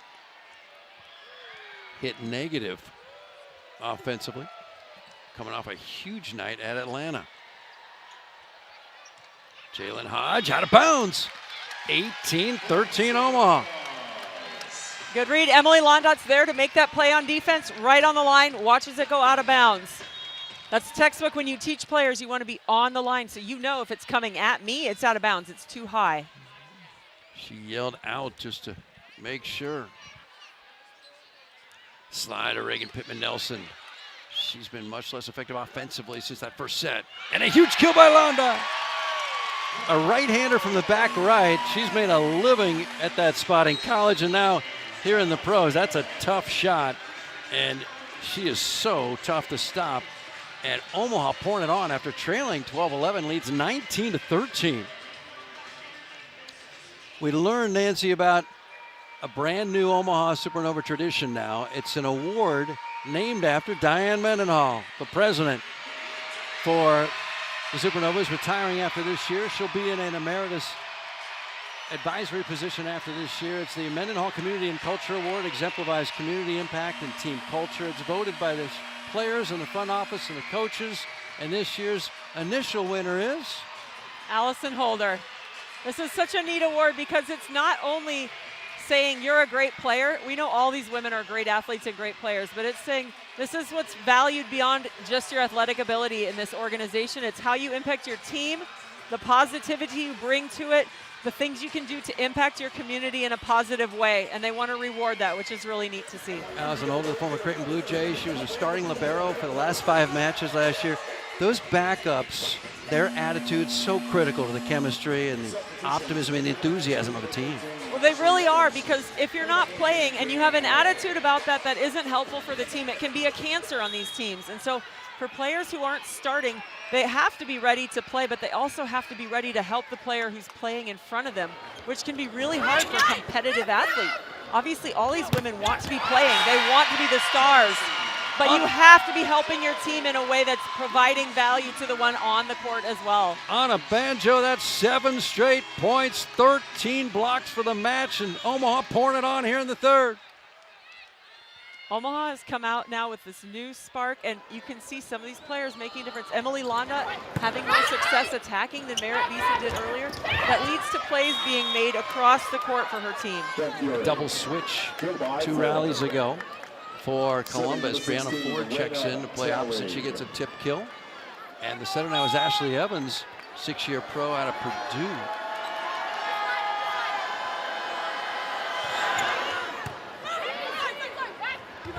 Slide, Toyosi on a banjo, and free ball over. Columbus wanted a carry, and Reagan Pittman makes it a moot point by terminating. And that's a subjective call. The referee can choose to call a carry or not. But Columbus is getting really fired up. Courtney, Megan Lush has gone over to the referee's stand several times tonight arguing about different calls. calls they're challenging, but also calls they're not. So Columbus right now doesn't feel like they're getting the calls they feel like should be made. 5-point lead by Omaha here in the third. Got to win this set. Brooke Nuneviller, 21-15. That'll do. That's a good tempo for Brooke Nuneviller to get up there, find either holes in the block or tool them, which is one of her best shots. Third-year pro. She's the reigning outside hitter of the year in this league. Great up by Brooke. She can do it all. Here's Londa, the throw from the back right. Not this time. Megan Lush playing with a lot of passion. Mosier gets blocked. She has tried to get a kill as the setter front row a lot here in the third set. Hasn't worked. She hasn't on that play. I don't think it was her intention to try to get the kill, but that ball popped up off Emily Londa pretty fast and low, and it was coming towards the net at an angle that would have made it tough for Mosier to change the direction. So she was trying to just continue the momentum, change it a little bit, and find a way to get it over the net. But Columbus's block is ready and waiting for that.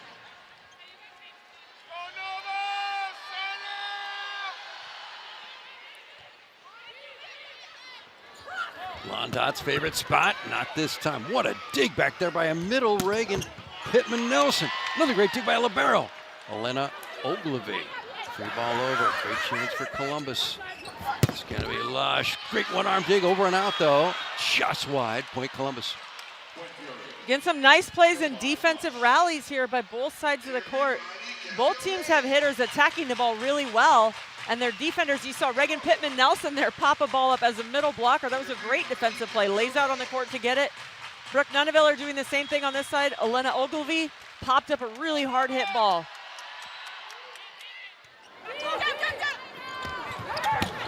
Sarah Parsons. This time the big middle unable to dig it to a teammate. 22-17. Great swing by Sarah Parsons there, hitting high and hitting hard. Hits it right to Reagan Pittman-Nelson, but she can't handle that ball. Columbus has lost their last 4 in a row, but playing with a ton of spirit tonight. Ashley Evans to Brianna Ford, and big block by Leah. 14 blocks in 2.5 sets for Omaha. And I think Sarah Parsons now has either 4 or 5 blocks on the night. She's got 14 kills. She's hitting over 400. Sarah Parsons has come out focused and playing well. Lush in. So Columbus mixing it up a little bit with their outside hitters. That time they run Lush on what's called a rip, where the outside hitter comes into the court a little bit. And the intent is to beat that right side blocker. If you're not paying attention, they come in past you. So Brooke Mosier has to be watching Lush a little bit sooner to see that she's coming inside and get in front of that with her block lineup. Down 23-17, Ford fires away. That's way long.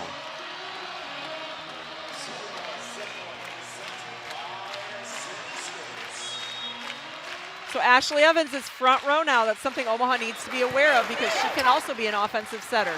Slide, Walker, Doug, joust. Great dig by Evans. And another block. Ashley Leal. Janice Leal, and Omaha claims the third set. 25-18, trying to win this in 4 when we return.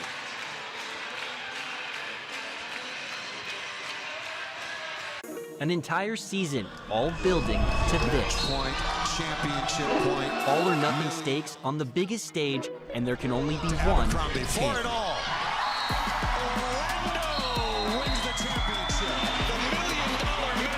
It's the biggest moment in Major League Volleyball, and there's only one chance to witness it live. The Major League Volleyball semifinals and championship at Comerica Center, May 7th and 9th. Tickets available now. This is major.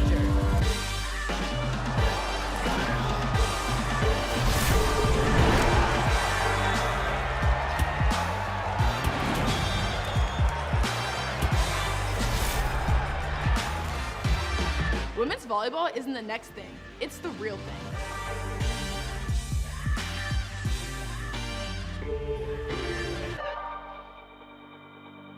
This is where the game gets real. Every match is a new opportunity. Every win brings you one step closer to becoming a champion. This is Major League Volleyball, where the sport's top stars take the court to compete for greatness. Keep watching. You've got to get off the couch, off the phone, and join thousands of other screaming fans for a nail-biting, heart-pounding, in-person experience you have to see to believe. It's the NCAA D1 Women's Volleyball Championship. Sign up for pre-sale news and more at ncaa.com/volleyball. From your favorite athletes to your favorite music, listen to everything you love and so much more with the free iHeartRadio app. From live play-by-play to your favorite game day anthems and the biggest sports podcasts in the world, the iHeartRadio app lets you take it all with you and stay connected to your favorite team wherever you go. Download the free iHeartRadio app today.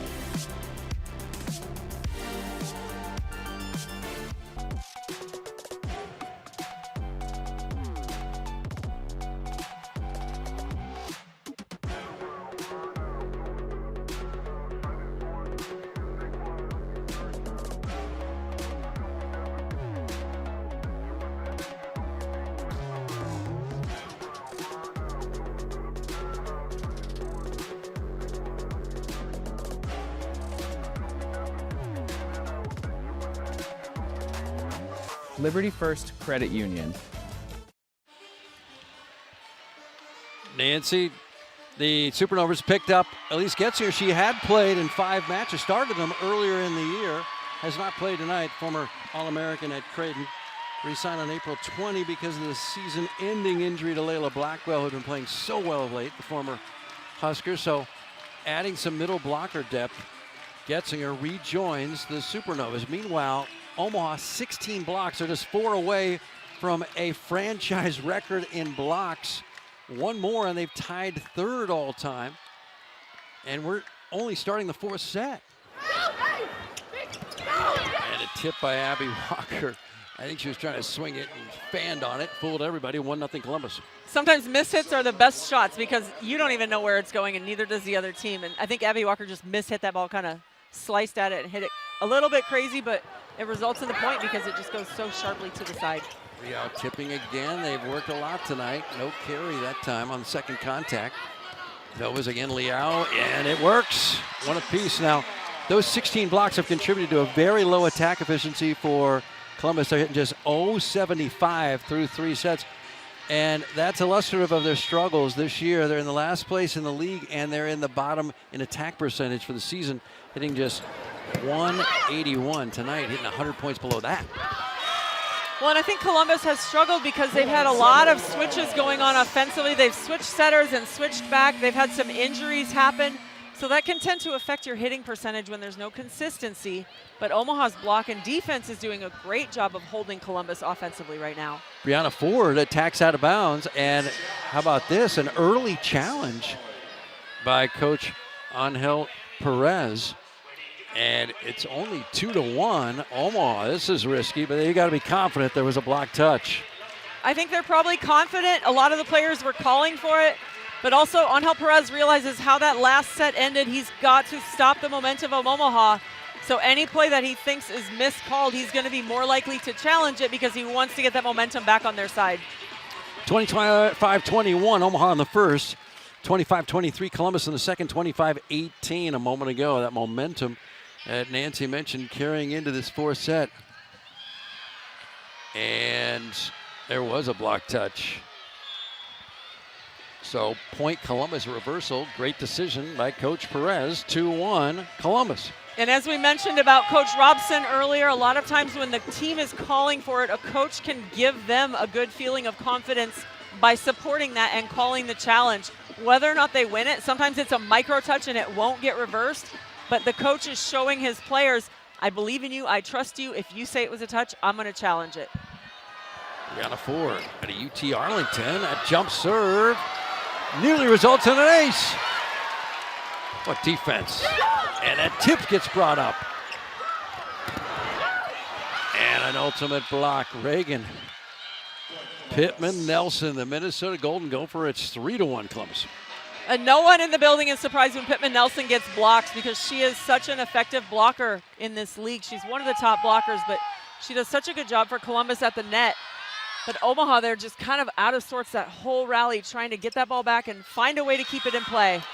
Liao avoiding Pittman Nelson's big block, fires it wide, and Reagan Pittman Nelson is a force. Even when she doesn't get a touch, she leads the league in blocks.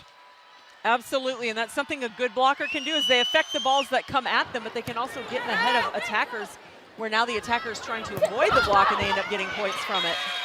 And she gets another one. And Columbus up 5-1 early here in the fourth, trying to send this to a fifth set. Reagan Pittman Nelson arrived with 60 blocks for the season in 83 sets, and fires that one wide. That's a tough serve. That is a tough serve. She's coming up the line from left back, and she's hitting on the inside of the ball to curve that ball back to the line and right back for Omaha. That's a really tough angle for that passer who's down the line to get around that and turn it back into the court. Lush, a rare poor pass on a banjo, the beneficiary, 5-3. That starts with a good serve on the Omaha side by Janice Liao, but Toyosi Onabanjo taking full advantage of it, being ready and immediately pushing it down. She was the first round pick in 2025 of Omaha. Pittman Nelson gets blocked by Brooke Nunaville. Returns a favor, 3 in a row, 5-4. And that's the matchup we talked about earlier, that Pittman Nelson is a tall hitter who can jump and go over the block, but Brooke Nunaville are doing such a great job there, going up in front of Pittman Nelson and sealing across the net to take that away. 17 blocks, 3 away from a franchise record tying 20 blocks. Terry to the deck. Point Columbus. And Omaha's been throwing in tips all night like we talked about, but Columbus is also doing that. Raina Terry can hit the ball so hard that when she mixes in those off-speed shots, it can make it difficult for the defense.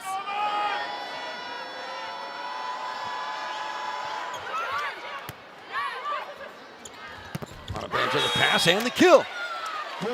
How tough is that to pass tight to the net and get ready to make yourself available and loading up and attacking? Especially for a middle, that can be really tough because they're expected to get up into the air so quickly as the setter's touching the ball. So if they passed it, they have to very quickly get into their approach and get up in the air to be available to attack. But Toyosi Onabanjo did such a nice job there of passing it well, taking care of the pass first. Sometimes they get so ahead of themselves thinking about the attack that the pass ends up not being great. She passed a great ball and then got up immediately to attack. Out-of-system kill for Megan Lush, 7-5. Columbus in the fourth, trying to force a fifth. Parsons motion. Another Columbus block, 8-5. And that's Ashley Evans. That's Ashley Evans. They're getting on a block. Ashley Evans is a taller setter. So Brooke Nunaville was hitting against a shorter setter earlier. Now they have Ashley Evans in there. She's going to be a taller setter, taking up more space as a blocker. She's 6'1". Audrey Pack, who set earlier, 5'11". Point Supernovas. So it's 8-6. Columbus set 4. If we go to a fifth set, Columbus is just 1-5 in 5 setters. Omaha's 3-4. Evans, she telegraphed that one. Nice dig from Ogilvy. Emily Londot, no. And a big block by Parsons and Toyosi Onabanjo. That's number 18, 2 away from a franchise record. 18 team blocks, and we're early in the fourth.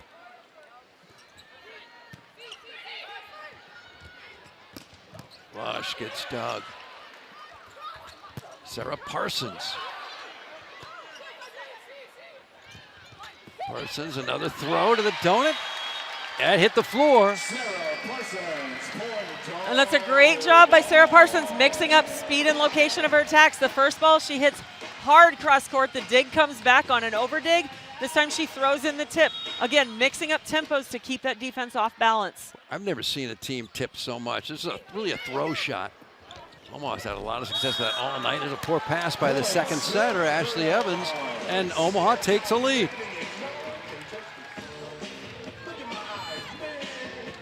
Omaha trailed 5-1, now leads 9-8. Story of this match, Columbus unable to hold leads. They did pull out the second set. Boy, Abby Walker. She's saying GHMTB. Get me the ball. Serving number 13, Evans. There was no H in that acronym. It should be GMTB. I was not going to correct you. Another tip. Have you ever seen this many tips in a match? Typically, because of the pace of the game, I feel like teams are trying to attack harder. So you don't see many tips thrown in. It's more of a necessity thing, or a once in a while we'll mix in a tip. But Omaha is making a conscious effort to mix the tips in more regularly as part of their offense. And right now it's working for them really well against Columbus. Block number 19, Mosier gets it. 11-9 Omaha, 14 to go.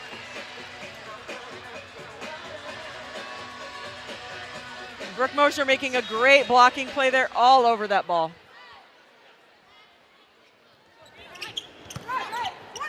Ashley Evans peeks, sets behind. Brianna Ford mishit. Easy dig. It's going to be Sarah Parsons. Kaboom! 12-9, 13 left. And I think on that ball, Brianna Mosier was trying to tip, but she got a hold of more of it than she intended to. And it ended up essentially being a free ball down ball to Emily Londot on the Omaha side. They're fired up in pink. Omaha up 12-9 here. Set number 4 and up 2-1, trying to make it 3 straight wins and trying to clinch a spot in the forthcoming MLV playoffs to be held in a few weeks in Dallas. Boy, defense has been the story as Columbus, they're getting their money's worth. They are firing away into this block, and right now, Omaha's sitting on 19 blocks, so one away from tying a franchise record. And you can just see it. Columbus thinking, look, if we lose, we're expected to, and we're out of the playoffs anyway. They're just blasting away into this block.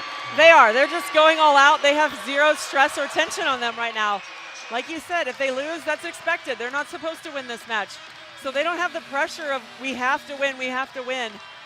But I think Omaha's doing a really good job right now of staying true to what they want to do. They're not wavering in being a solid blocking team, being disciplined, defense filling the holes in the block, because Columbus can run a quick offense as well. And so Omaha's Diggers had to fill holes in the block several times tonight, and they're doing a good job being in good positions for that. Megan Lush, ooh, almost blocked number 20. Hodge, that's number 20. Janice Leah on patrol. It's a team record with their 20th in a match set 2 years ago against San Diego. One more for the all-time record. And Abby Walker gets dug. Sarah Parson roll shot.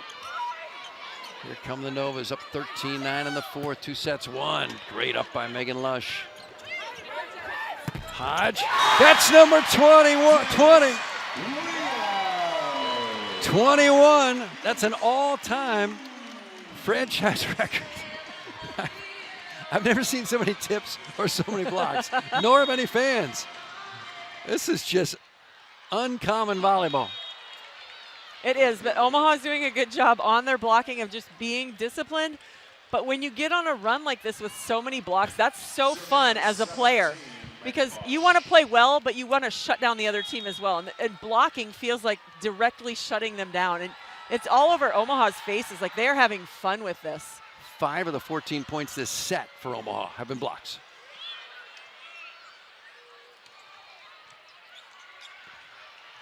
Dennis Leo, no. Jalen Hodge, that tip, no. Parsons tight, can only tip it. Great up by Ryan White, the libero. Here come the Novas, 14-10 leaders in the fourth. Chance for another block. No. Chance for another block. A kill for Columbus. Defense is as fun to watch as offense here with all these blocks. It is. And there's been some really nice rallies with a lot of recycle plays. We call it recycle when you don't have a great ball to swing at. You don't feel like you can go for the kill, so you play it off the block, intending to have it back on your side to cover and play again. And there have been a lot of great recycle plays tonight. Rena Terry just 7 kills in this match. She averages 4 per set. Great defense by Omaha and offense. Parsons gives Omaha a 15-11 lead. Yes, another great tempo set to Parsons. Parsons finding the holes in the block and finding openings on the court.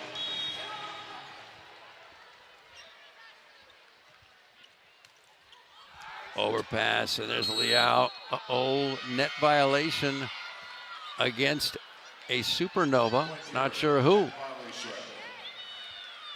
Incredulous, Janice Liao saying, I don't think I was the culprit, 15-12. We can see the net bobbing. You can see it in this angle. You can see the net bobbing after that play. And a lot of times on an overpass when it's between two players, if you don't communicate, you both go and you end up hitting each other into the net, which is why communication is so important. Sarah Parsons, kaboom! 16-12 on a night noteworthy for 21 Omaha Supernovas blocks, but still 9 points.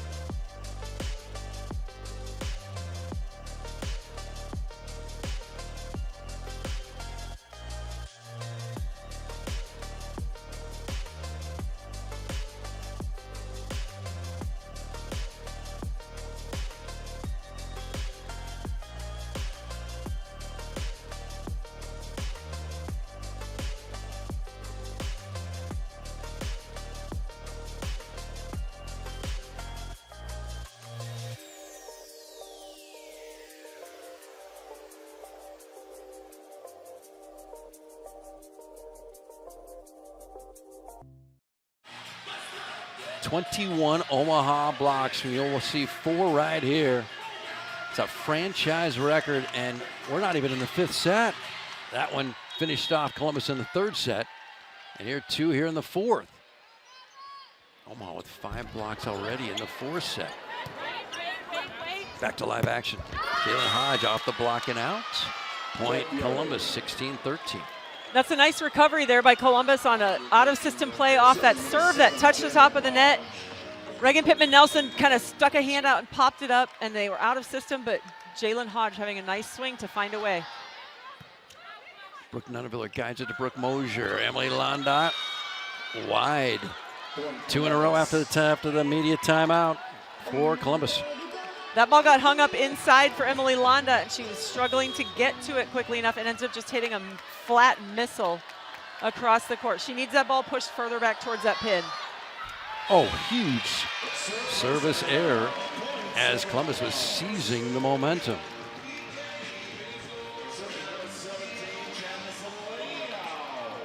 Columbus going with the same players that started except for the setter.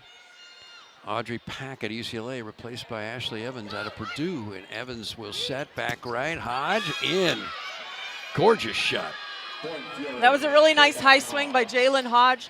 Seeing the block going high outside hands of that block, which hits it into the seam of the backcourt defense. It's a great spot to attack because there's almost never a defender there. Raina Terry. Emily Landot, yes! 7 to go. And Emily Landot finds another great spot to attack. As a right-handed attacker, that cross-body shot, when she hits across her body sharp angle, that's a difficult angle for the Columbus players to defend. Merritt Beeson hit negative in the first 2 sets. Landot's played well, hit very positive in the 3rd and 4th. Megan Lush, nice up by Elena Ogilvy.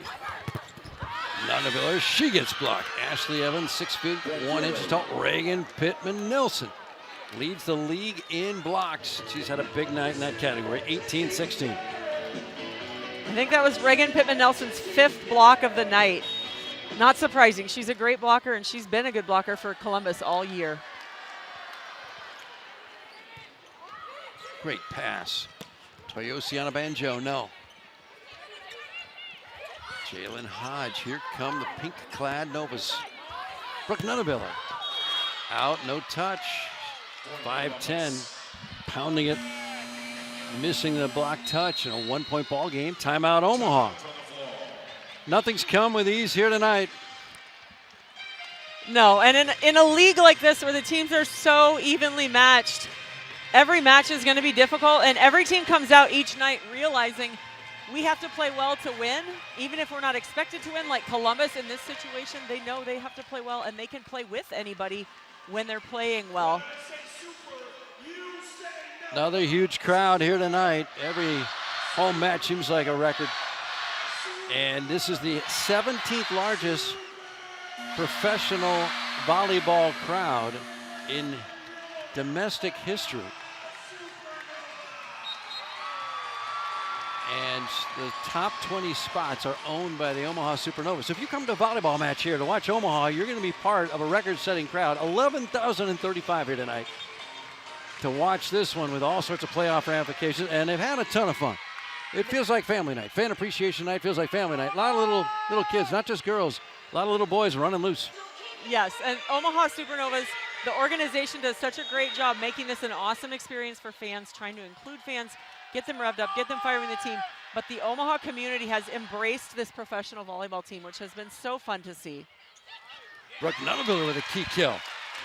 And there we see that throw tip again. She's not tipping it short and soft over the block because Columbus is now crashing in for that. So she throws it deep and hard, and it actually goes right over Hodge's head, and she can't get her hands up fast enough to play it. Every Supernova has added that throw kill to their arsenal. Megan Lush still fighting. Any thought that Megan Lush might be retiring after this year, I think is premature. Yes, I think she's still playing extremely well. Unless there's something she wants to go to do differently, she obviously is able to be playing volleyball. She's playing at a high level.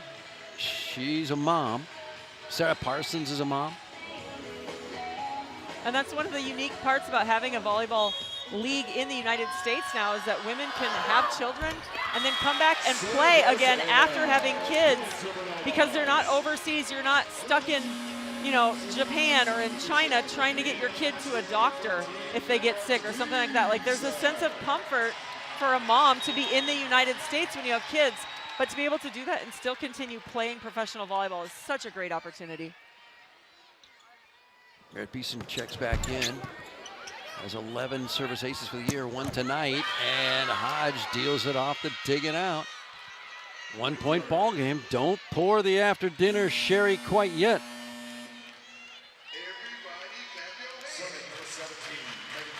A lot of wood left to chop.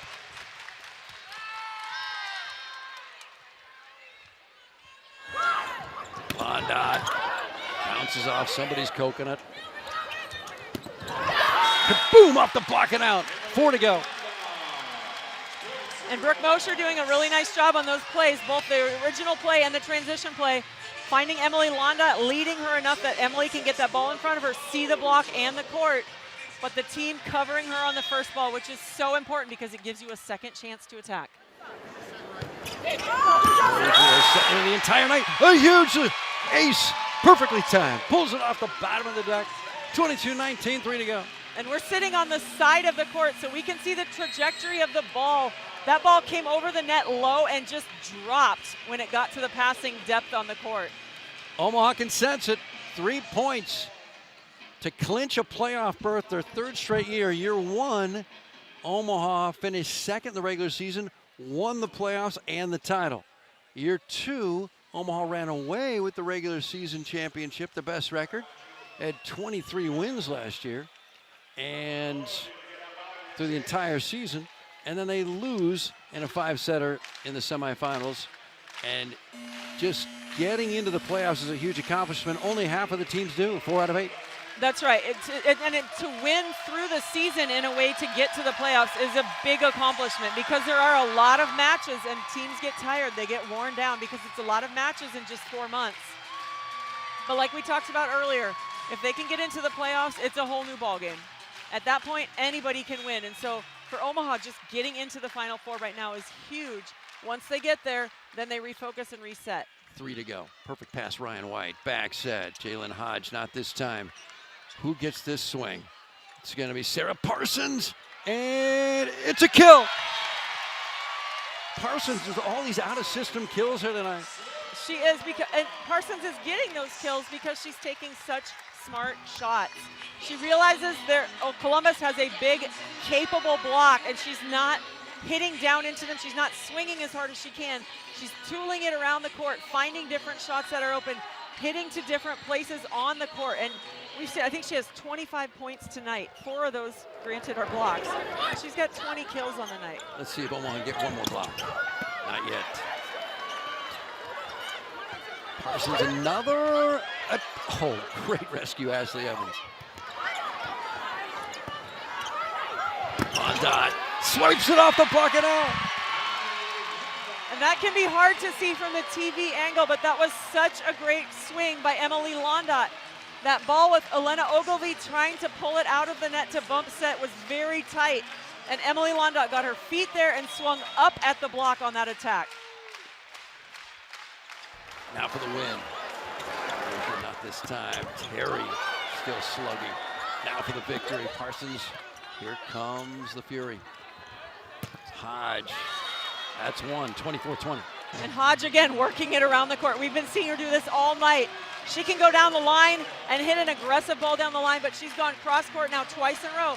She's going inside the Omaha block. The right back defender is coming around the ball trying to dig that, and it's skipping off them out of bounds. Abby Walker's got to get it in. Oh, that might have been wide. For the victory, Liao, and free ball back. Great chance here. Who gets victory swing? Sarah Parsons. Kaboom! On to the playoffs. And how fitting that Sarah Parsons gets the last swing after the match that she's had. Very fitting to end it with a point for her. We'll give you her specific stats, but for now we can tell you 14-13 is Omaha's record, sufficient to guarantee at least the 4th and final spot in the upcoming playoffs. Columbus drops to 5-20 this season. But that looked like a lot better than a 5-20 team most of tonight, Nancy. It did, and Columbus, they've got great attackers. They obviously have very, very good blockers. So their team can piece it together and play really well at times, which makes them dangerous. But I think Omaha did a really nice job, especially blocking tonight. They were really disciplined blocking for most of the plays tonight. Attacking, Sarah Parsons had an amazing night. That was an all-star level night. And the team just rallied around. They played great defense, both on the block and on the floor defense, and that's what propelled them to the win. Thomas Robson's 3rd straight win, Omaha's 3rd straight win. The new head interim coach is 3-2, and Omaha, a stifling defensive effort, holds Columbus to an under 100 attack percentage. Thomas Robson, 26th birthday, he grew the mustache because the players got a kick out of it. And if it works, don't fix it. If it works, you keep doing it. Janice Liao, a big night. We're going to get a chance to speak with the Victoria's head coach on his birthday. There he is. And a chance to speak with one of the players. But a tough night for Columbus, and they are stretching out after this night. It's a long match, and they gave it everything tonight. They did. Columbus doesn't have anything to have their heads down about for tonight. They played hard. They played well. They made some really great plays. Boy, Reagan Pittman-Nelson, so fun to watch. Megan Lush. Raina Terry didn't have her biggest night, but it was a team effort by Omaha, led by Sarah Parsons. 25-20, set number 4. Player of the match goes to Sarah Parsons, and we're going to run through some numbers for you as the Supernovas hit for the night 168 because of all the blocks that Columbus had. Columbus in this match had 13 blocks, which was a big number, but Omaha with a franchise record of 21 holds Columbus to an attack percentage of .099. When I said they held them to under 100, I meant it. 099. Victoria's head coach, we come right back. This is major.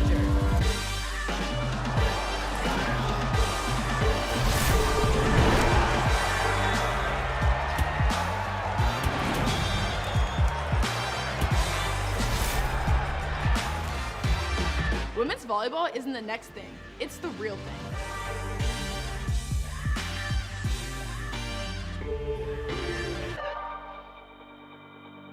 This is where the game gets real. It's not just a sport, it's a calling. At Spalding, we've spent years crafting high-quality equipment that honors that passion. As the official net system supplier to Major League Volleyball, we're proud to support the game at its highest level, where precision, durability, and performance matter most. Because when you give your all, you deserve equipment that does too. Spalding Volleyball, trusted by generations, built for champions. Every match is a new opportunity. For us, this is everything. The hours no one sees, the pressure, the belief it takes to keep going. Every serve carries expectation. Every rally demands heart. Every win brings us one step closer to becoming champions. This is Major League Volleyball, where the sport's top stars compete for greatness. This is our game, our league. Keep watching. An entire season, all building to this. Point, championship point. All or nothing stakes on the biggest stage, and there can only be one For champion. it all. Orlando wins the championship. The $1 million match. It's the biggest moment in Major League Volleyball, and there's only one chance to witness it live. The Major League Volleyball semifinals and championship at Comerica Center, May 7th and 9th. Tickets available now.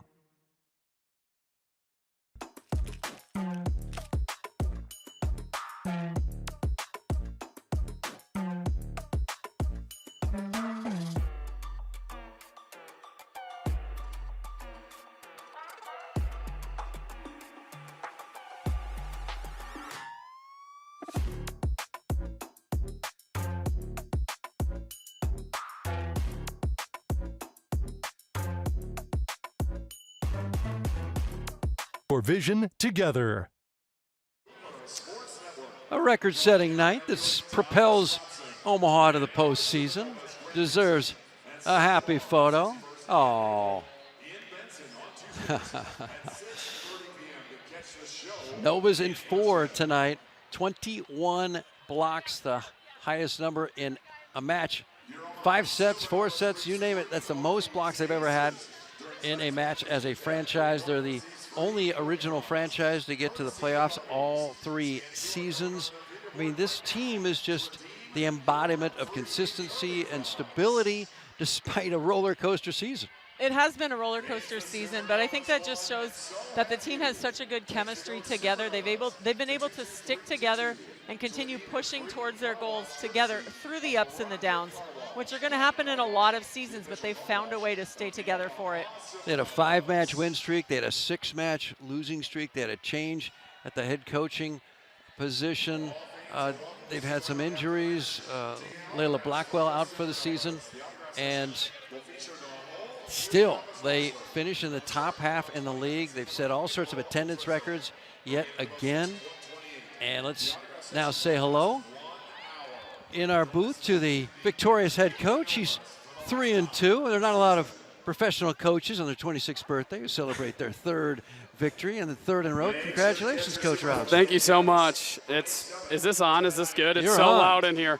No, this is incredible. I mean, we knew they were a good team going into this. We knew it was going to take everything we had. We had to go to our bench, but it took a franchise record, just an MLV record, just to get to the playoffs. So that's just one props to what a great team Columbus is, but this entire league and how it's growing and how the sport of volleyball is growing. It's exciting to watch. It's hard to make it in this top 4, so I'm just so proud of that group. How did you have so many blocks? Blocks and digs all week at practice. I have been drilling them with it. Blake's been drilling them. They're always like, well, that was a good dig. And in our book, we're like, no, it's not. And sometimes it is a good dig, and we say no just to make them a little mad. But you got to play through the emotion. And so I think we do a really nice job of replicating that day in and day out of practice. How about Sarah Parsons, what led to her being so she had an amazing night. What led to that success tonight for her? That is Sarah, like truly.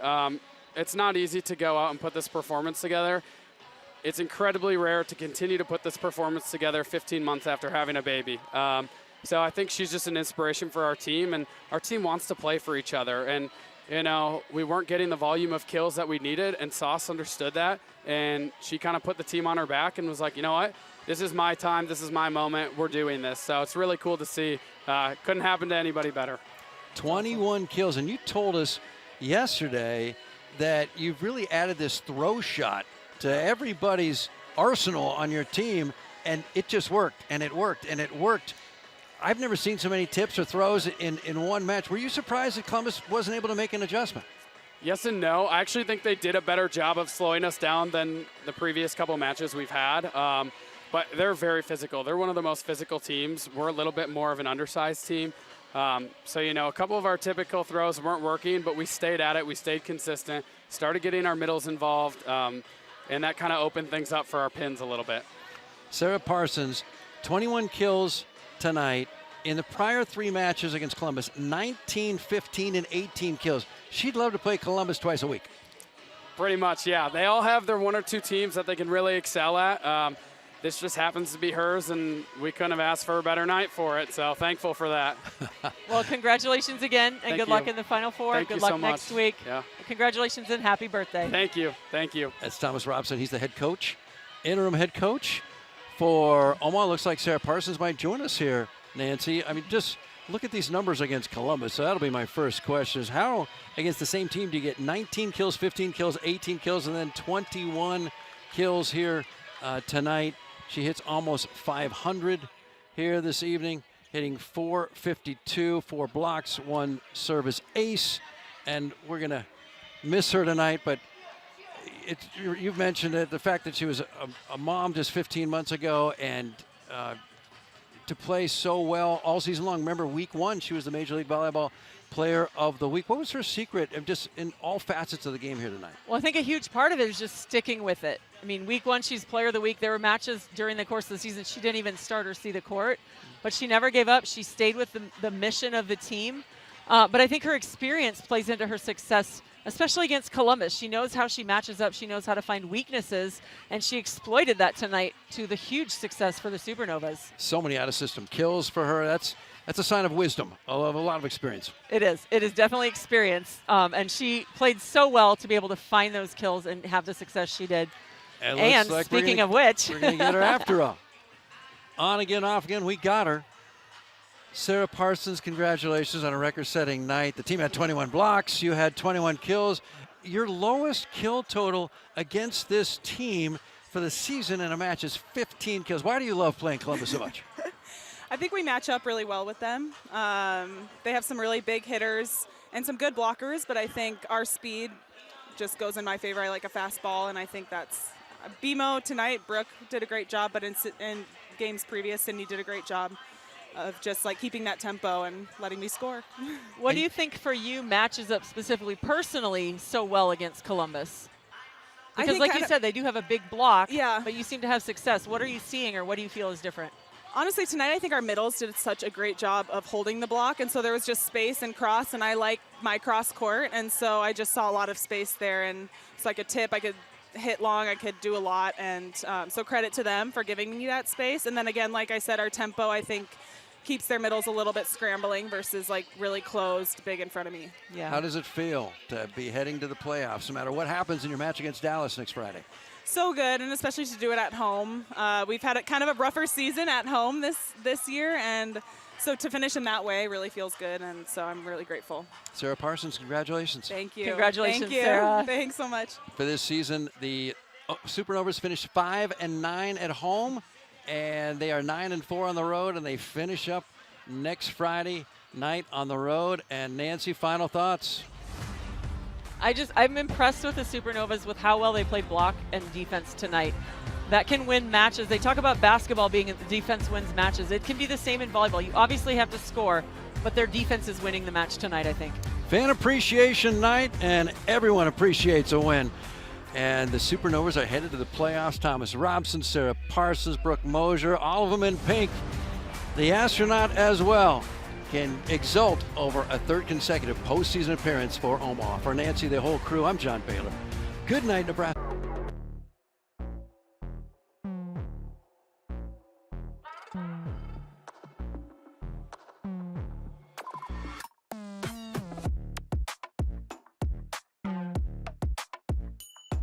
Mm-hmm.